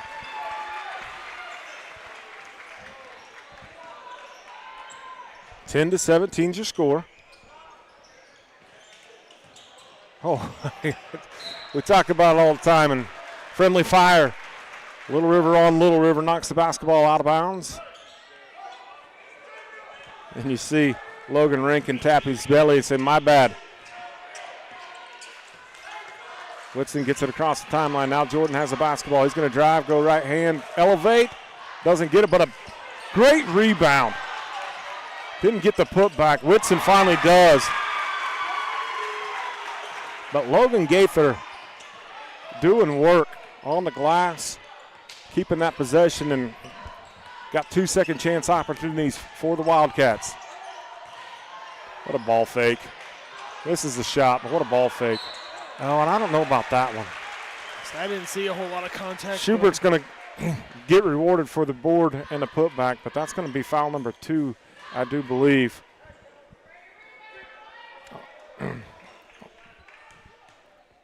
On the senior, Cordell Jordan.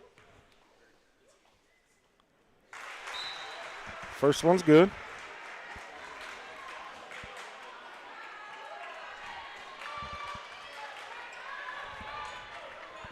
Tucker Rule has checked back in for Oxford.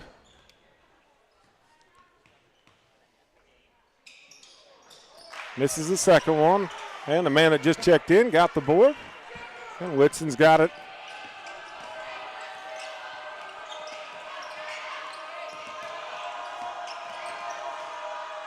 What a feed.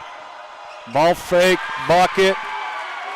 That was a good-looking basketball play right there, Coach. Great-looking basketball play. Great awareness to let them both fly by, time it correctly, and have the patience and the awareness to make the shot. Yeah, because that's when you're going that fast, it's a lot harder than it looks to get the right amount of force off the backboard. Deep three coming from the senior, and he missed again. I know Coach O wishes he'd have shot like that the last time they played here. I mean, I do too. All of the CG faithful. Deep three for number 4, Kellen Green. He gets all 3 of those. I would guess if I had to put a little wager on it, Logan Rankin will he'll have his fair share by the time the night's over. Yeah, he will. But just like that, after the timeout, it's a 1-point contest. Yeah, and Whitson, you just cannot do a volleyball spike at the basketball. They will whistle you every single time, whether you get all ball or not. His first personal. Garrison at the line.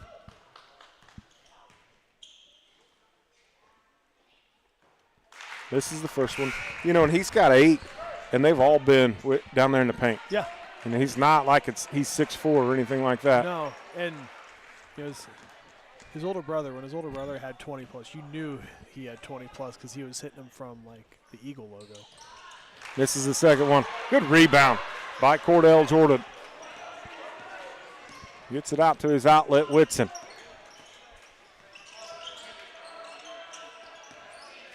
Ball's going to be poked at and knocked around. Now Jordan has it. We've seen him score from right there. 3-ball coming.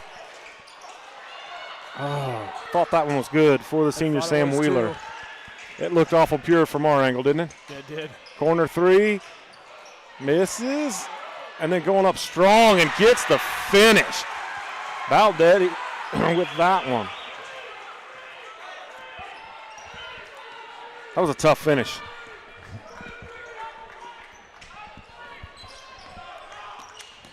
Surprised we didn't get a foul called right there on Valdetti with the arm bar. They are letting them play. Do not like to see this. We need to get a timeout here as we've got an injury here.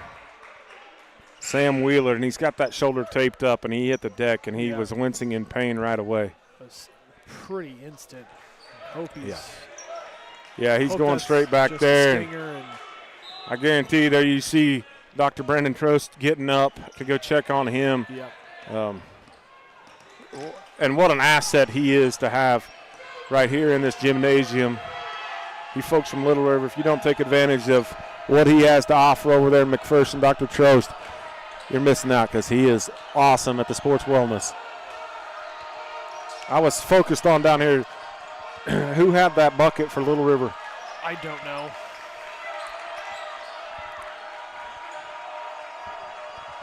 Deep three. In and out. Great rebound and put back.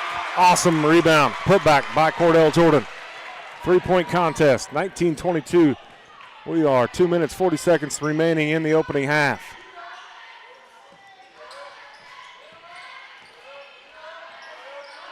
The corner three, and we're going to have a foul, and that's going to go against Valdetti. Crashing the boards a little too hard.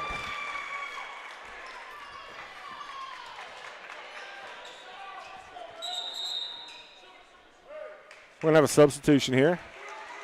And the senior, the lone senior on this Redskin squad, Logan Rankin, checking back in.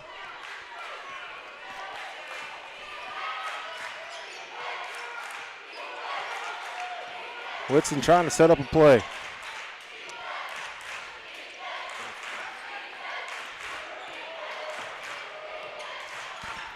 It's Connor Comerford out there, number 3.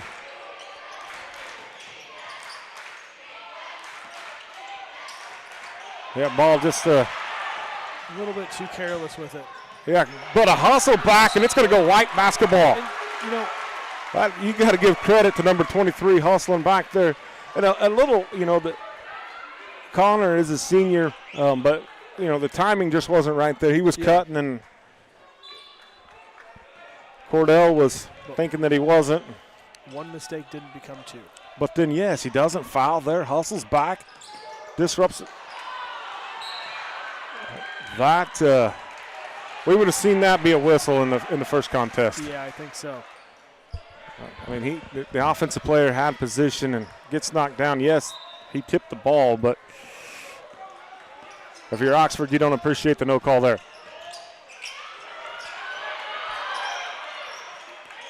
And the Oxford crowd's making a little noise here, saying a little too handsy here.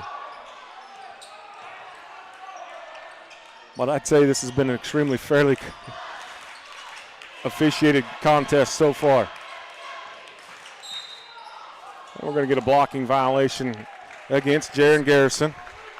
I don't know if they're going to call it on the floor. It looks like they are. Yeah.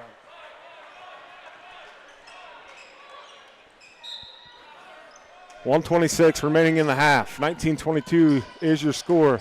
Redskins with the lead. Wildcats with the basketball.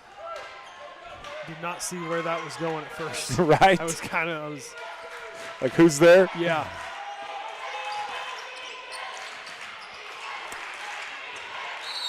Yeah, we're going to, A foul's going to go against Conan. Both hands were out. Yeah. That was and he saw the screen coming. Yeah. I mean, it wasn't a blindside deal. He ran through. More of an instinctual, oh no. Yeah.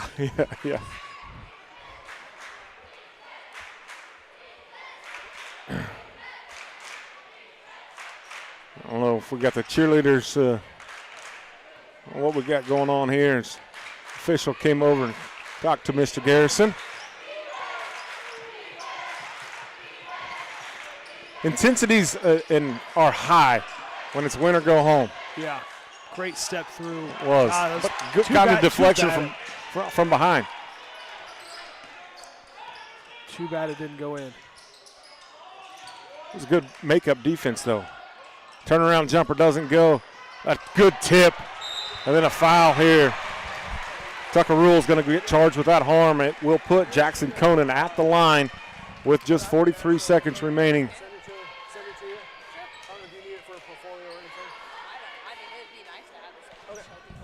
Look at this fella checking in. I'll make sure.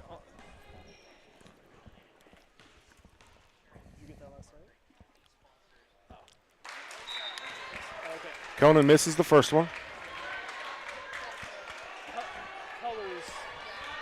Tyler Brown checking in. I don't have his height and weight, but that's a large young man.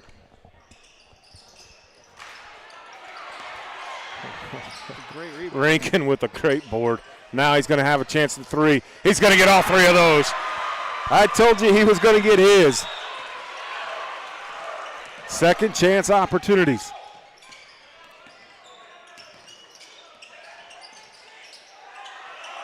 Yeah, we're going to get a push, yeah. A little too aggressive was Baldetti. And that's going to put the sophomore at the line. Tyler Brown got to tie his shoelace first. 23 seconds. 6'4". That's what they say. I'm not so sure that he hasn't grown since they measured him last. Yeah. Or maybe it's the salad up top giving him a little extra height as well. Yeah. Baldetti checking out. Go ahead and list him at 6'6" because of the hair. Yeah. Hey, listen, I promise you if I could grow it, I'd do that myself. Good-looking free throw by the young man. Very good. Got another one coming. A chance to get this one to a 4-point game.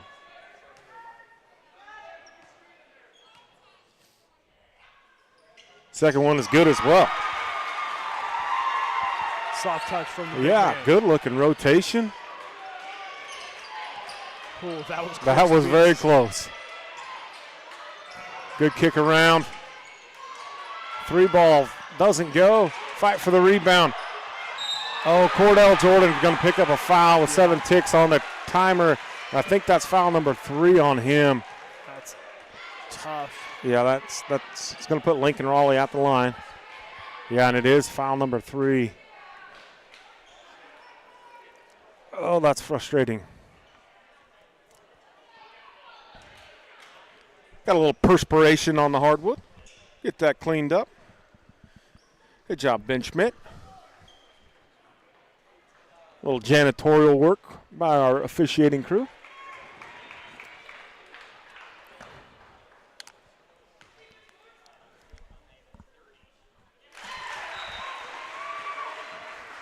Raleigh gets his first point of the night. Yeah, he doesn't miss those. No, the freshman. Of course, now we're probably jinxed him. Sorry. Tucker Rule has checked back in for Oxford. And the announcer jinx gets him. Yeah, and they're going to get a harm on the rebound and on the putback. Foul goes against Tyler Brown. And again, I've seen a lot less contact, or a lot more contact not get called here tonight, especially on a loose ball. And if you're an Oxford fan, you'd say the ball doesn't lie.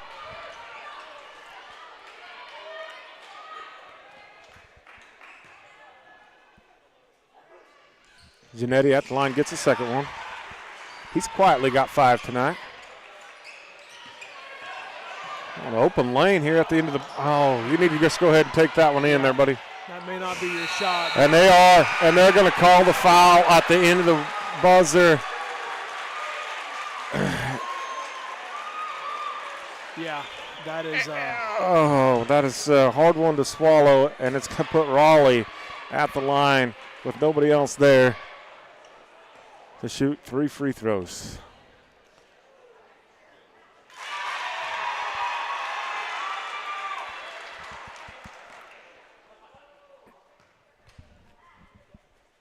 Second one's good as well.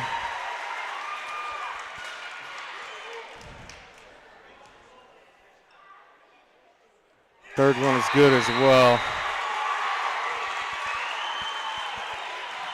That's a tough pill to swallow right there. That's a real tough one to That is a go tough into pill. halftime with. Accurate call.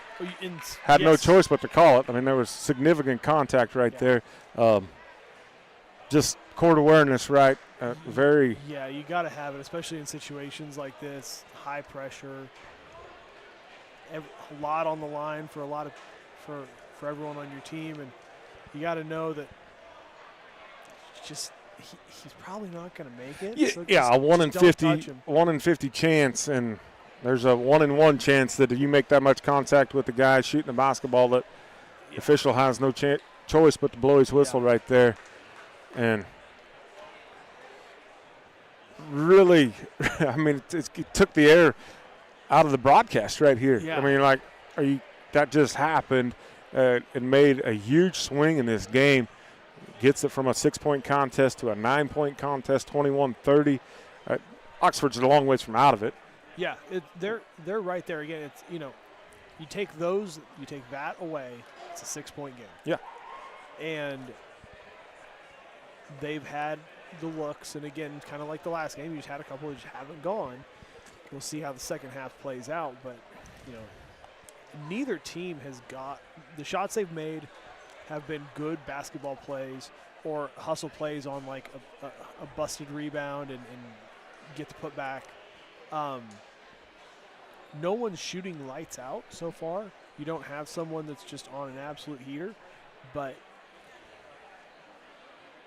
when you get those opportunities, when you get those second chance points, you got to put them in. Yeah, you got to capitalize, right? And you just 100% have to capitalize. And this is a very even matched contest here. Again, 40% swing in the difference here by a rut row.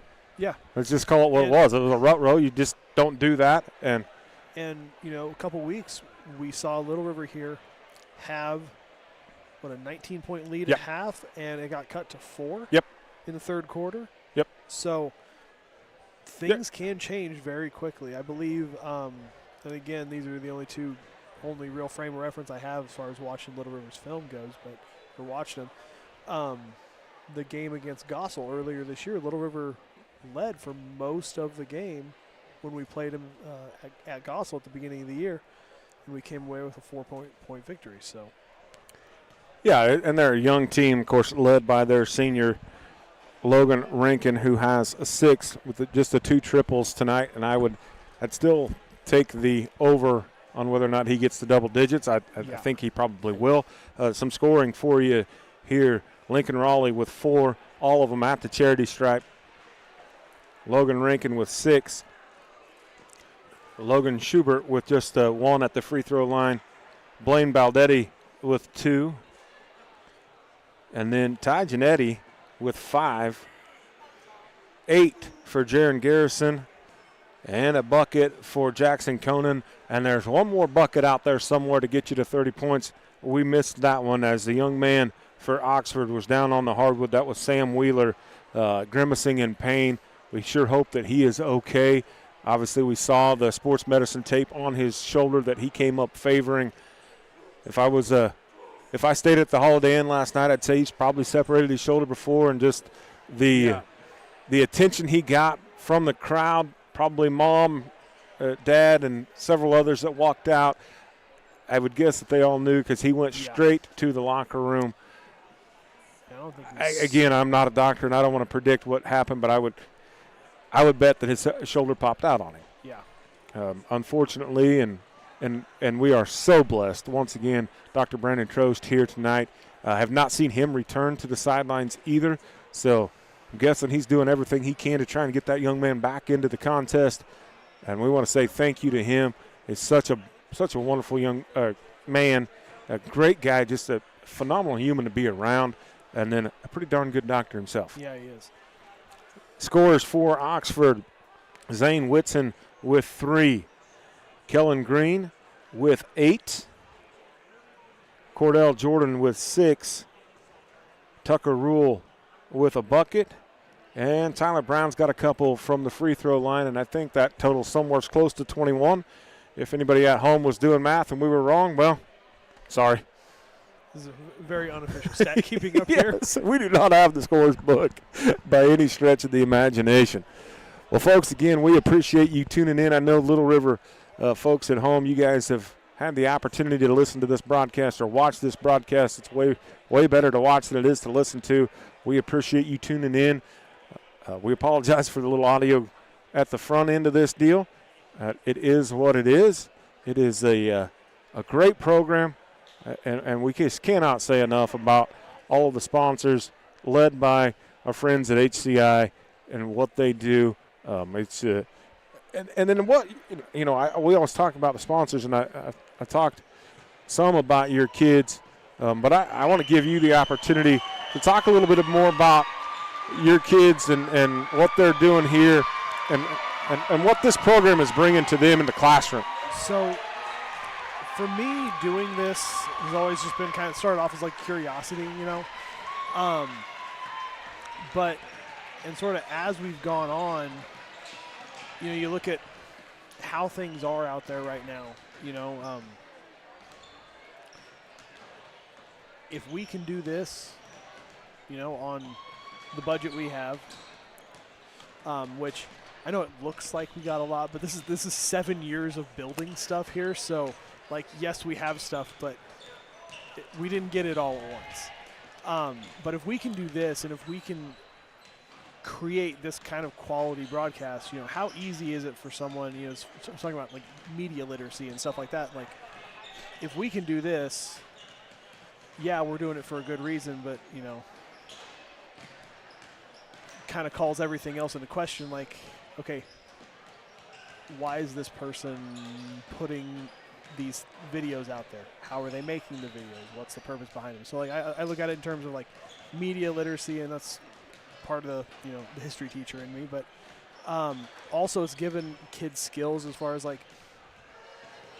this cart that we have everything on has been built, taken apart, rebuilt again, reconfigured. We're building another one so you got some problem solving skills, some light carpentry, figuring out, okay, how do we do this? And then once we get to figure out how to do it, it's okay, now how do we do it quickly? How do we make it work? Because that's the main thing that we've been working on this year. Last year for a football game, it would take us 3 hours to set up. This year I think we had it down to an hour, which is everything when it comes to doing this. Oh, yeah, 100%. Listen, I want to give one more shout-out. This is going to be our last broadcast that I'm a part of for this season. And Trevor has just done one heck of a job. Yeah, he's always here. I remember when he was a freshman, there would be junior high games where I'm down there coaching, and obviously I can't be up here. I just be you two up here, just doing the whole thing. Yeah. And he really started helping me even before when he was an 8th grader. I was talking about doing something. He's like, "Oh, I know how to build that." And so we tore some computers apart and we built it. Yeah, like I said, he's you're gonna miss him. Everybody moves on. That's part of high school, and there'll be somebody else. But his work. You can just see it, and I think everybody out there in YouTube land, or at least CG YouTube land, that have came to the game and watched all of his work, and he's the one running the sideline camera here tonight. And obviously you don't do something like that unless you have a passion for it, and he has a passion for it, and I hope he goes on. And you talked about, just the change in the media, right? I mean, I think probably the number one sports show out there started on YouTube. It's the Pat McAfee show. Yeah, it started on YouTube. In a basement. And it just blossomed into, I don't know if he's really giving them his own money away or not, but $1 million kicks before a college football game. So, and it's the American dream, right? Anything is possible, and your program has given youngsters another avenue to create, and anything is possible. So, on behalf of everybody out there, good job. Thank you. Thank Good you very job. much. Look- Thank you for doing this for what, years 5 or 6? We've been at it a minute. We've been at it a minute, that's for sure. I'd like to say I had hair back then, but I didn't. My hair was a lot shorter. That's rude. We're back at action here. Enough about what's going on here. How about a 3-ball that doesn't go, but a rebound and a foul. Hard foul here. Garrison picks up foul number, I think that might just be his first. Nope. Beg your pardon, number 2. Whitson's going to be at the line to shoot a pair of them. 9-point contest here. Again, if you're joining us late, it was 6, and then a foul in the last three-quarter court shot at the buzzer. With, I would say Little River's probably their best free throw shooter.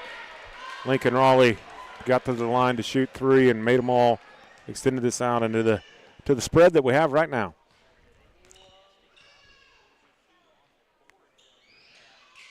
Whitson got another one. Just chip away, right? Yeah. 9 points is not that big, and There are no 9-point shots. There are no 8-point shots. You got to get this 2s and 3s at a time. But you got to get stops on the other end. I know that's more of a self-inflicted wound for the Redskins, unfortunately for them. But if you're Oxford, that's hey, you don't care how it happens. you're going to need a couple of those. Ball was knocked away. Oxford retains possession, and then an and one opportunity. Cordell Jordan. That's what you're looking for if you're the Wildcats. Wow. Baldetti picks up foul number 3, and he's going to take a quick exit here. Janetti checks in for him. Got the free throw, did Cordell Jordan. And it's down to 5. Yeah, I mean, we haven't even played a minute, right? All but cut it in half. Yeah. Yeah, and it was. Rule picks up that foul. Ty Janetti going to go to the line. That's foul number 3 on Tucker Rule. Off the heel. Another one coming.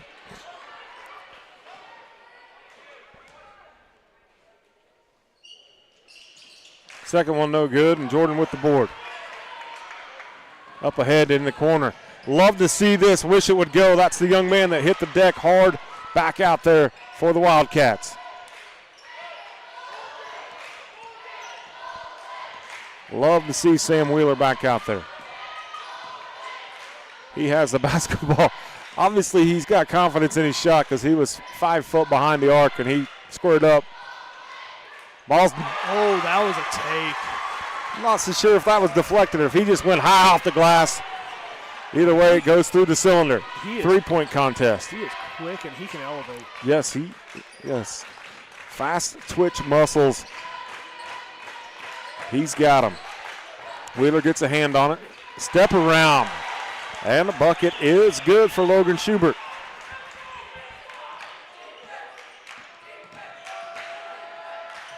Little River crowd kind of trying to come alive, but I'm not so sure. What a bucket by Jordan. I mean, no disrespect when I say this, but I don't know if the Little River student section put that much effort into last night, but they were louder last night. Yeah, we also just had an insanely loud game in here, so Right, yeah, you're correct. What effort here by both parties. And we're going to get a jump ball. Yeah. Coach Green was begging for a timeout there. They did not grant him that. I don't think that there was 100% possession when he was trying to get it. yeah. But I love the look by Coach, or not Coach, Bays. Coach Bays. Suit with the Jordans. Yeah, solid Jordans sweet. too. Jordan has the basketball.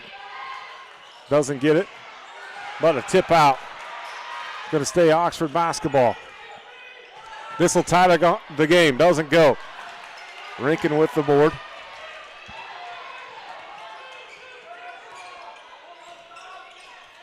Oh, splits the defenders. Now the kick out. Off the heel. I'm telling you what, that young man, I don't know what his vertical is, but it is a lot. Wheelers gets blocked. You're asking for a goaltend, and I'm not so sure that he's not not right. A slap of the backboard. I don't know. The officials were there, and they're saying no goaltending. At least go in the line.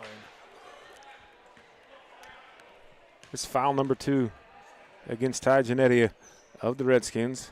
Wheeler gets his first points of the night.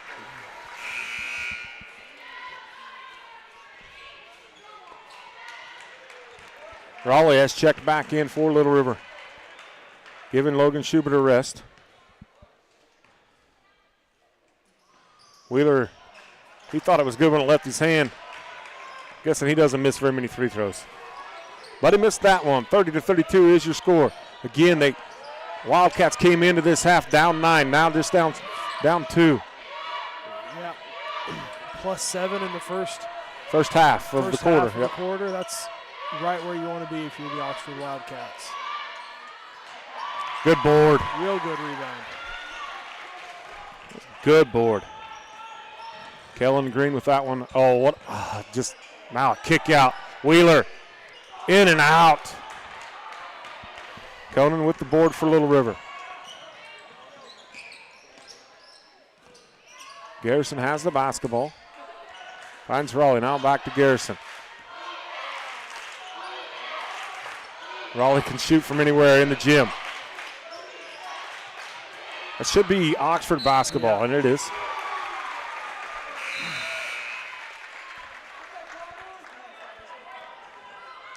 Calmerfeld's checking in.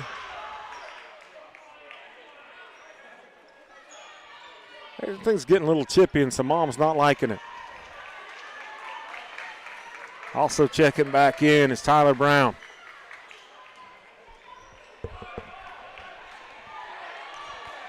I'm not sure if Whitson has taken a break tonight. I don't think he has.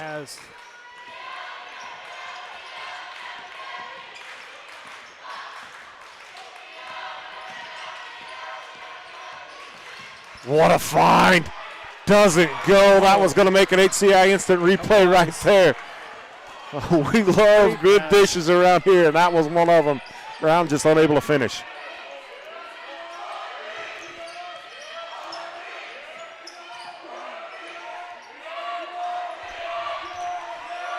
Little River just content here, trying to get something set up. Garrison with the basketball, now finds Raleigh. In the corner. In the corner. In the corner is Logan Rankin. We're going to get a timeout. He's a difference maker, Coach. He is. Those are 3 big threes. This one was huge. You know, that second one he got kind of put it at 6. That's a huge one because of where they were in the game. You know, Oxford's been on a run. Yes. Slowed the game down. Little River slows the game down. Really good awareness. Got the shot they wanted. Got to the guy they wanted. Rankin in the corner. Bang. Yeah. Leads extended again. Yeah, that was a huge shot. And a great set, as you just said. Slow things down a little bit. Kind of lull them to sleep a little bit. You forget about the shooter. He's spotted up in the corner. Good pass to him. Knocks it down.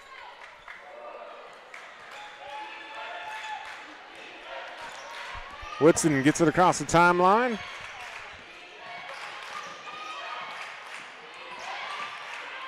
A lot of contact. And we're going to get a charge, and that's foul number 4. Yeah, that's big. He's a difference maker. Yeah. They're down there. They've got good angles. These are some of the best officials in the state. Tough call. Especially if you're an Oxford fan. Rankin's got it in the corner. He just made one from there. Good ball movement here. Raleigh's got it. Finds Garrison.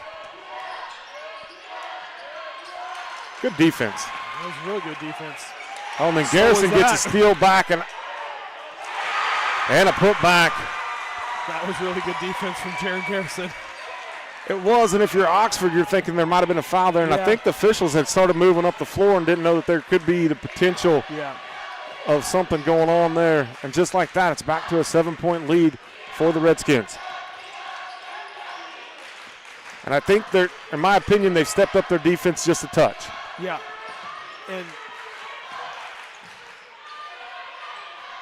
And one here. Whitson, I'm telling you what. That young man is going to contend for the high jump if he's going route for track. That guy can elevate. That foul goes against Ty Giannetti. Got an engine that'll run for days. Jeez. Got the free throw. Believe he's got 9 for the night. And he is creates havoc on the defensive end. We've seen that happen a couple times tonight where two Little River guys are standing by each other. In fact, we even saw a turnover created by it. Ball fake. Glass. Bank is open for the freshman. 33-39 is your score. Just under 90 seconds remaining in period number 3. Brown. He's going to be a good ball player. He is going to be. Calling for the tie-up, and I think they're going to give Brown the foul. And they do. His third, maybe. Nope, just his second.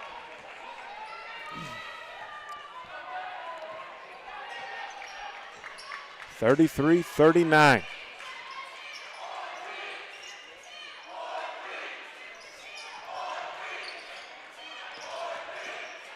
Garrison kicks out. Rankin got another one. I told you if he was betting on the over-under, he'd get into double digits, and he has. He just did with that one right there. Giannetti with the steal, and then a foul on the floor. It's going to put him at the line. And quite frankly, I like the foul right there. It doesn't put him at the line, so if he did that intentionally, that's his first foul. Yeah. For Commerfeld, if that was intentional, that was a high IQ basketball player. Now, hopefully Whitson is just gassed over here, but he's taking his shoe off. I hope he did not roll an ankle. The freshman off the heel, but the tip, and in. Brown saves it. They're going to say he was out of bounds. Yeah, must have had his foot on the line. Yeah, frustrated there, but you can't fault the effort. No. I mean, you coach not to save it underneath the other teams in basketball, and it might have been off the Redskins. We don't know, but anytime that it's an all-effort play, you cannot fault it. No. 30 seconds. Rankin with the basketball. Raleigh, they're just going to take a little air out of it. I would say they're probably holding for one. Yeah.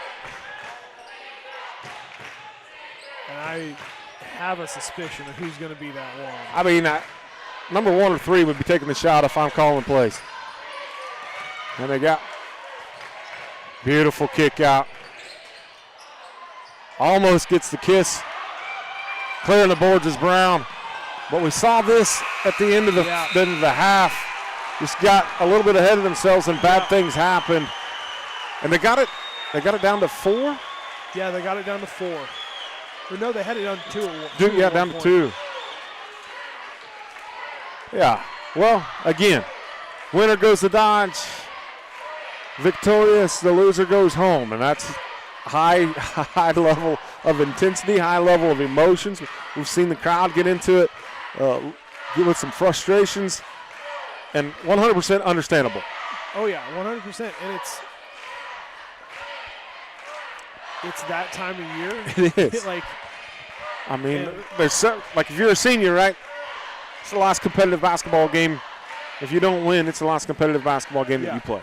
Yeah. For 99% of the seniors. Yeah. And you don't want it to be. You don't want it to end that way. No. And as we stated, there's only one team that's going to have the taste of victory when they close out their season in their mouth. And one of these teams is going to have an opportunity to get there. Opie has already punched their ticket earlier tonight.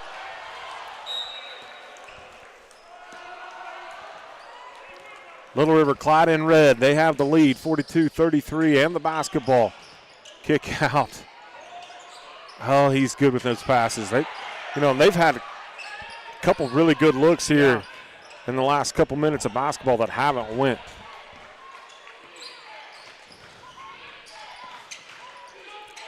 Yeah, they with the basketball. Now Garrison's going to drive. Triple team. Somebody's got to be open. Yeah. That's a good take. Schubert's going to be at the line. It's foul number 4 on Tucker Rule.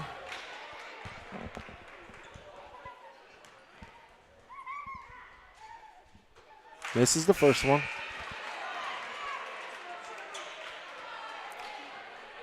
I saw Zane Whitson's checked back in here, as has Logan Gaither. I wonder if Whitson just had to get new insoles because he put a hole in them. He jumped through the bottom of them. This is the second one. And they will let him swipe out the basketball. They've been doing it all night. Yeah. That young man right there is going to the line. He's got 4 fouls. That one's not going against him. Cordell Jordan. He's got 11 of the night. That's a third. Look at that math. Pretty good, huh? That math is mathing. Got that one. You just, again, chip now that's like it. 36%. Second one rolls in as well. We're going to get a timeout here by the Wildcats. They trail 35-42. Kind of like this timeout. Yeah. There's some frustration on his team. Just settle them back down. Listen, you're down 7, and I was always taught, but whatever the margin is, if there's that much time, if you're down 7 minutes, no big deal. Yeah. You're down 5 minutes, no big deal. So, and again, we have witnessed, you and I have witnessed Little River give up a 20-point lead to Canton-Galva right here in this gymnasium in the second half. Now, they came back and won it, but they got it. Canton-Galva trimmed it to just a 4-point deficit. Yeah. And so anything can happen. That's why they play the game. Anything can. Sometimes anything does. If you're Coach Green, that's what you're telling your kids. Yeah. Hey, settle down. We're fine. We're down 7, but we're fine. They just scored 2 with the clock stopped. Take it from 9 to 7. It's still a 3-possession game, but a stop here and a score. It's well within reach. Yeah, it 100% is. If you're watching this on the ESPN tracker, I'm guessing they'd have Little River like a 70% chance to win, but it was close. He got a little bit better of a jump on that. He was going the other way with it.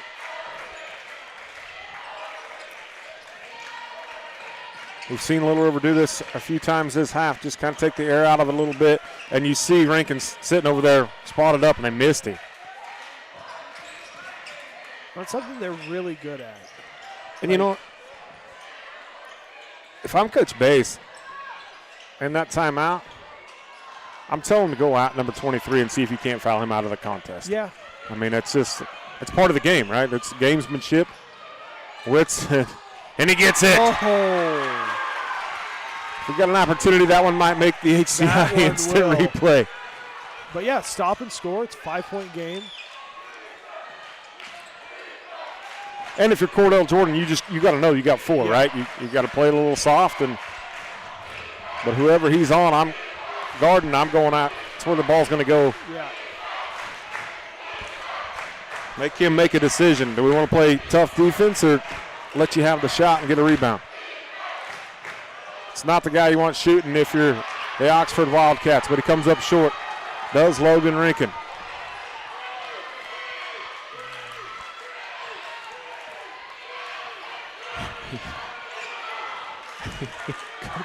Coach Bays is saying 3. Whatever the 3 defense, I think it looks like a 3-2 zone. He wants it.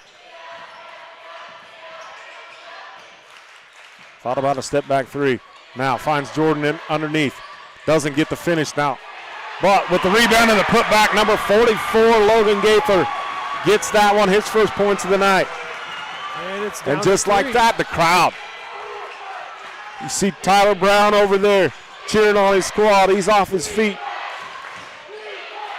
Tough rebound. Jordan comes away with it. You talk about the nest getting loud. A bucket here for Oxford. Calling for a screen. Oh, good hedge. Now a kick out. Whitson ties it up. It's 42-42. Whitson with the bucket. Oh, baby. We talked about it. His 7-point deficit at the 7:30 mark. It's at the 4:30 mark, and it's all knotted up, 42 apiece. And the Oxford crowd getting loud.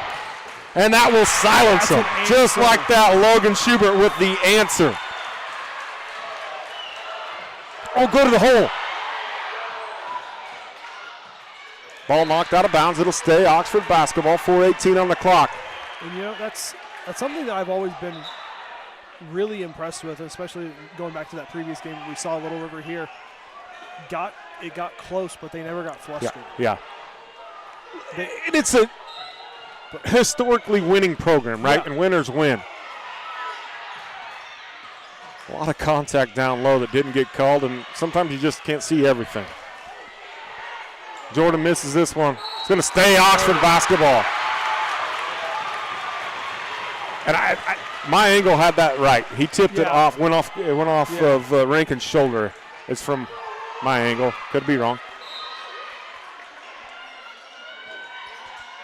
Ball fake and a bucket. That bucket put in by Logan Gaither. 44-45, under 4 to go. Win or win and go to Dodge, lose and you go home. Folks, if you're not entertained by this, you probably better take up a different sport. I don't know what it would be.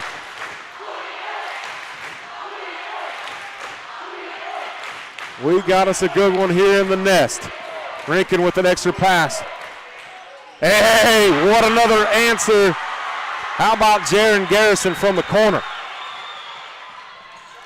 Oh, running. That was going to be a cool play. It didn't work. Disrupting that is Whitson. Jackson Conan's going to be at the line. I don't know where on the square Whitson hit, but it was in the top half. And he's not the tallest guy out there. No, he is not. And his height is influenced by his flow as well. First one is good. Garrison's got 3 for the night.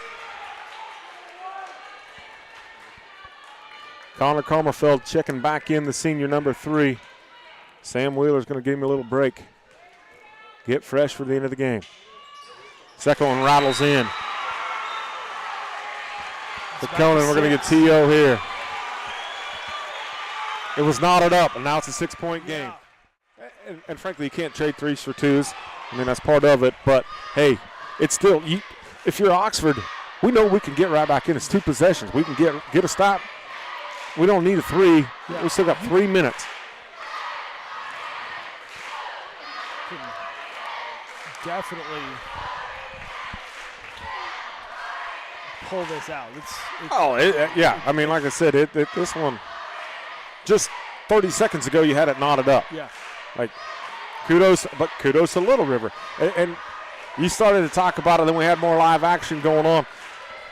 Winning programs win. Yeah. And that's just part of it, and Little River is a winning program. They do know how to get more W's than else. They're not a stranger to Dodge. No, they're not. And the girls have already punched a ticket. I know the boys have been there a couple times in the last 5 or 6 years. And you know, you go to the gridiron, right? Little River's a winning program. Yeah.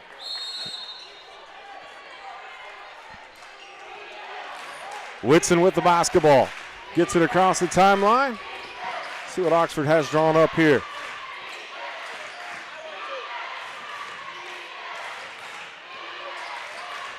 Good defense.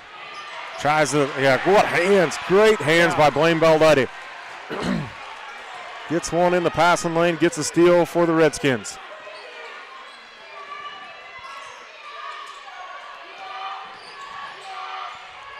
Oh, almost with the board. But Little River retains possession. Another opportunity here. Offensive rebounds are awesome.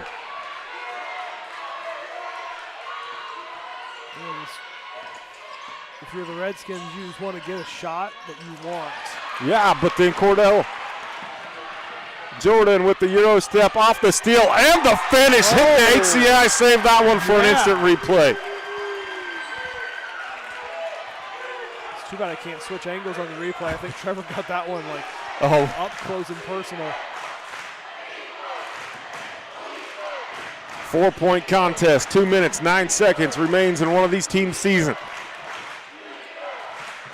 Oxford crowd coming alive with a defense chant.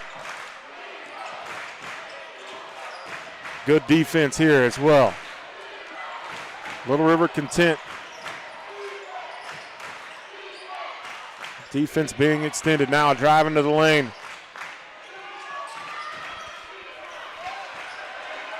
Garrison with the basketball.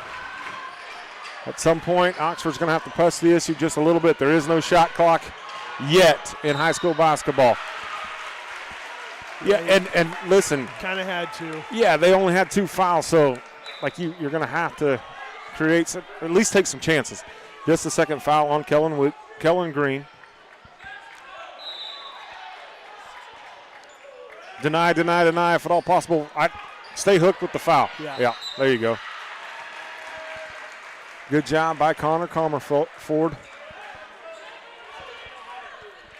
And do it again right now. I mean, yeah, you don't 100% deny, deny, deny. If you can't grab the basketball, hit the foul. Oh, good screen. Yeah, and the foul. And that'll put Conan at the line. Just the junior. 89 seconds. Of note, the third foul on Kellen Green.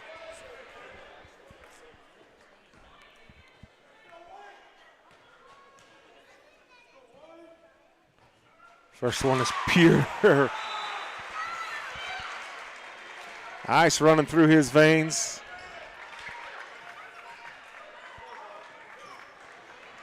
One more coming for the junior.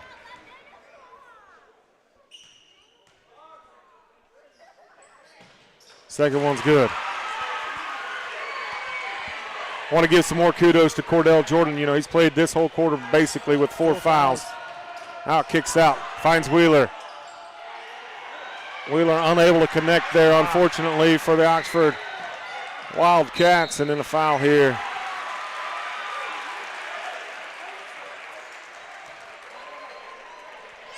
We'll put Jackson Conan right back at that charity stripe.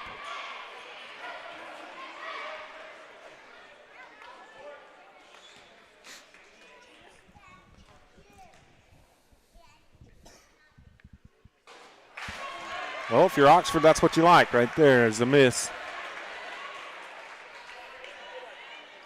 One more coming. 74 seconds. That one's big, makes it a 3-possession game. That 2 to 3 possession game mark is. Yeah, the extra pass didn't need to be made, but coming out alive are the Wildcats. It's good. Yeah. We're going to have white ball with a too aggressive was Conan, I believe. Yeah.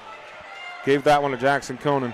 That's one where somebody's just got to go up with it and finally take that shot. Yeah, hey, it's urgent time now.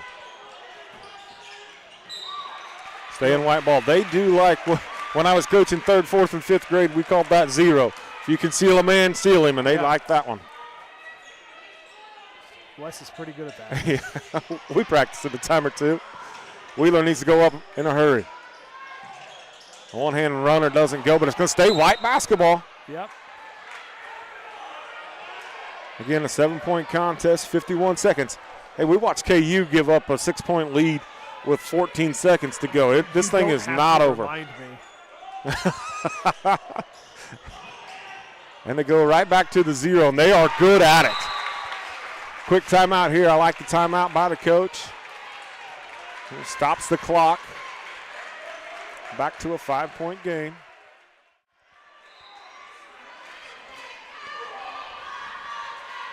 $17 on the night for Cordell Jordan. And you got 14 for Whitson. And then a couple others trickling in there for the Wildcats. Jaron Garrison, he's got 13. Rankins got 12, all of them from behind the arc, leading your scorers here tonight. 5-point contest. Well, we're going to run out of basketball here before very long. I'm going to take this opportunity with the game stopped to say thank you once again for tuning in. Whichever team makes it onto state, we encourage you to make it there with them. Go support them. We do appreciate you tuning in. Quick foul here. Senior's going to go to the line.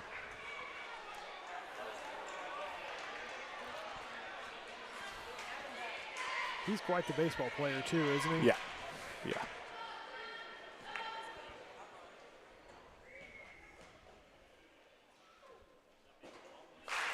This is the first one. Little offense, defense here, subbing in.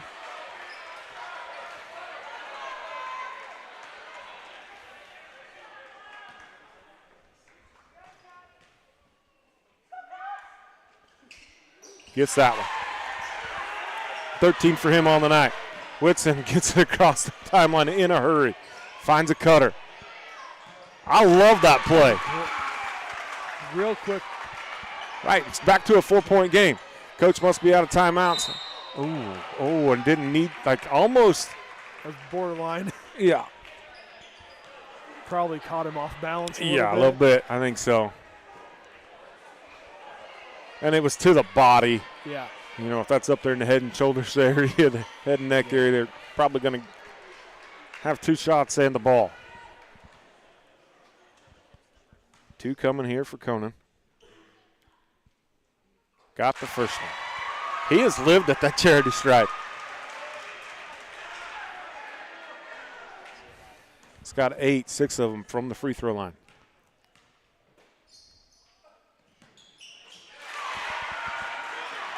He's got 9, 7 of them from the free throw line. Still just a 2-possession game. Step back 3. Got it! Oh. He got it! 1-possession game, Cordell Jordan. Take another look at that one. How about HCI bringing you this 3-ball by number 23. Off the made free throw. When you need somebody to step up. Yeah, give him a little space, step back, bang. Cordell Jordan.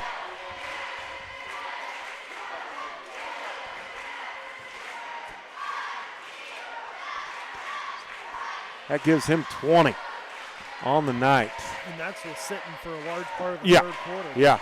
Yeah, imagine, hey, it's part of the game. But, yeah, if he can go the distance, might still be a 3-point deficit, but wow. It's been fun, and we still got quite a little basketball to play. I wouldn't be upset for some bonus basketball. Yeah, free basketball never hurt anybody. kind of like my tummy's starting to rumble a little bit, though. I'm starting to get hungry.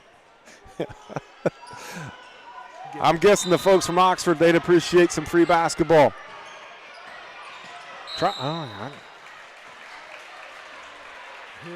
Yeah, Conan's going to go back to the line. And if you coach Bays, I mean, obviously that's who you want shooting. Unfortunately, Tucker Rule's night is over with 22 seconds left on the clock. And I hate to bring it up, but his foul at the end of the half is right now the difference in the game.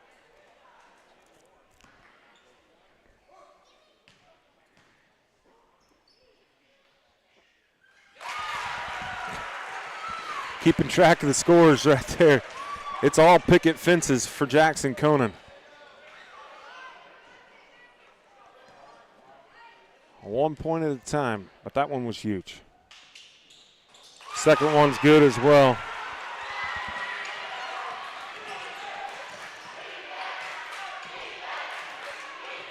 Jordan trying to get freed up. Finds Whitson. Ball fake, doesn't get it. Quick foul.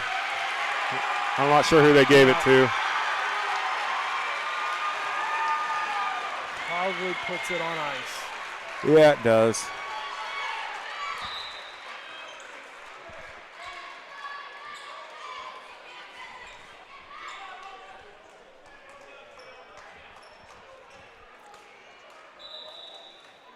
Yeah, they gave the foul to number 4, and he wasn't there.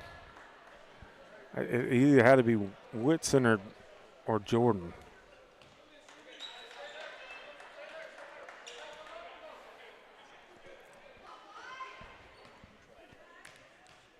Schubert's got a chance here, though.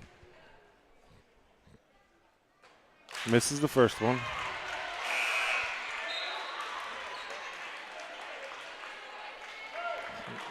I'm not exactly sure what went on there, but they had 4 up there with 5 fouls, and now he's still in the contest. I don't think that foul could have been on him, so I'm not sure exactly what happened, but doesn't really matter.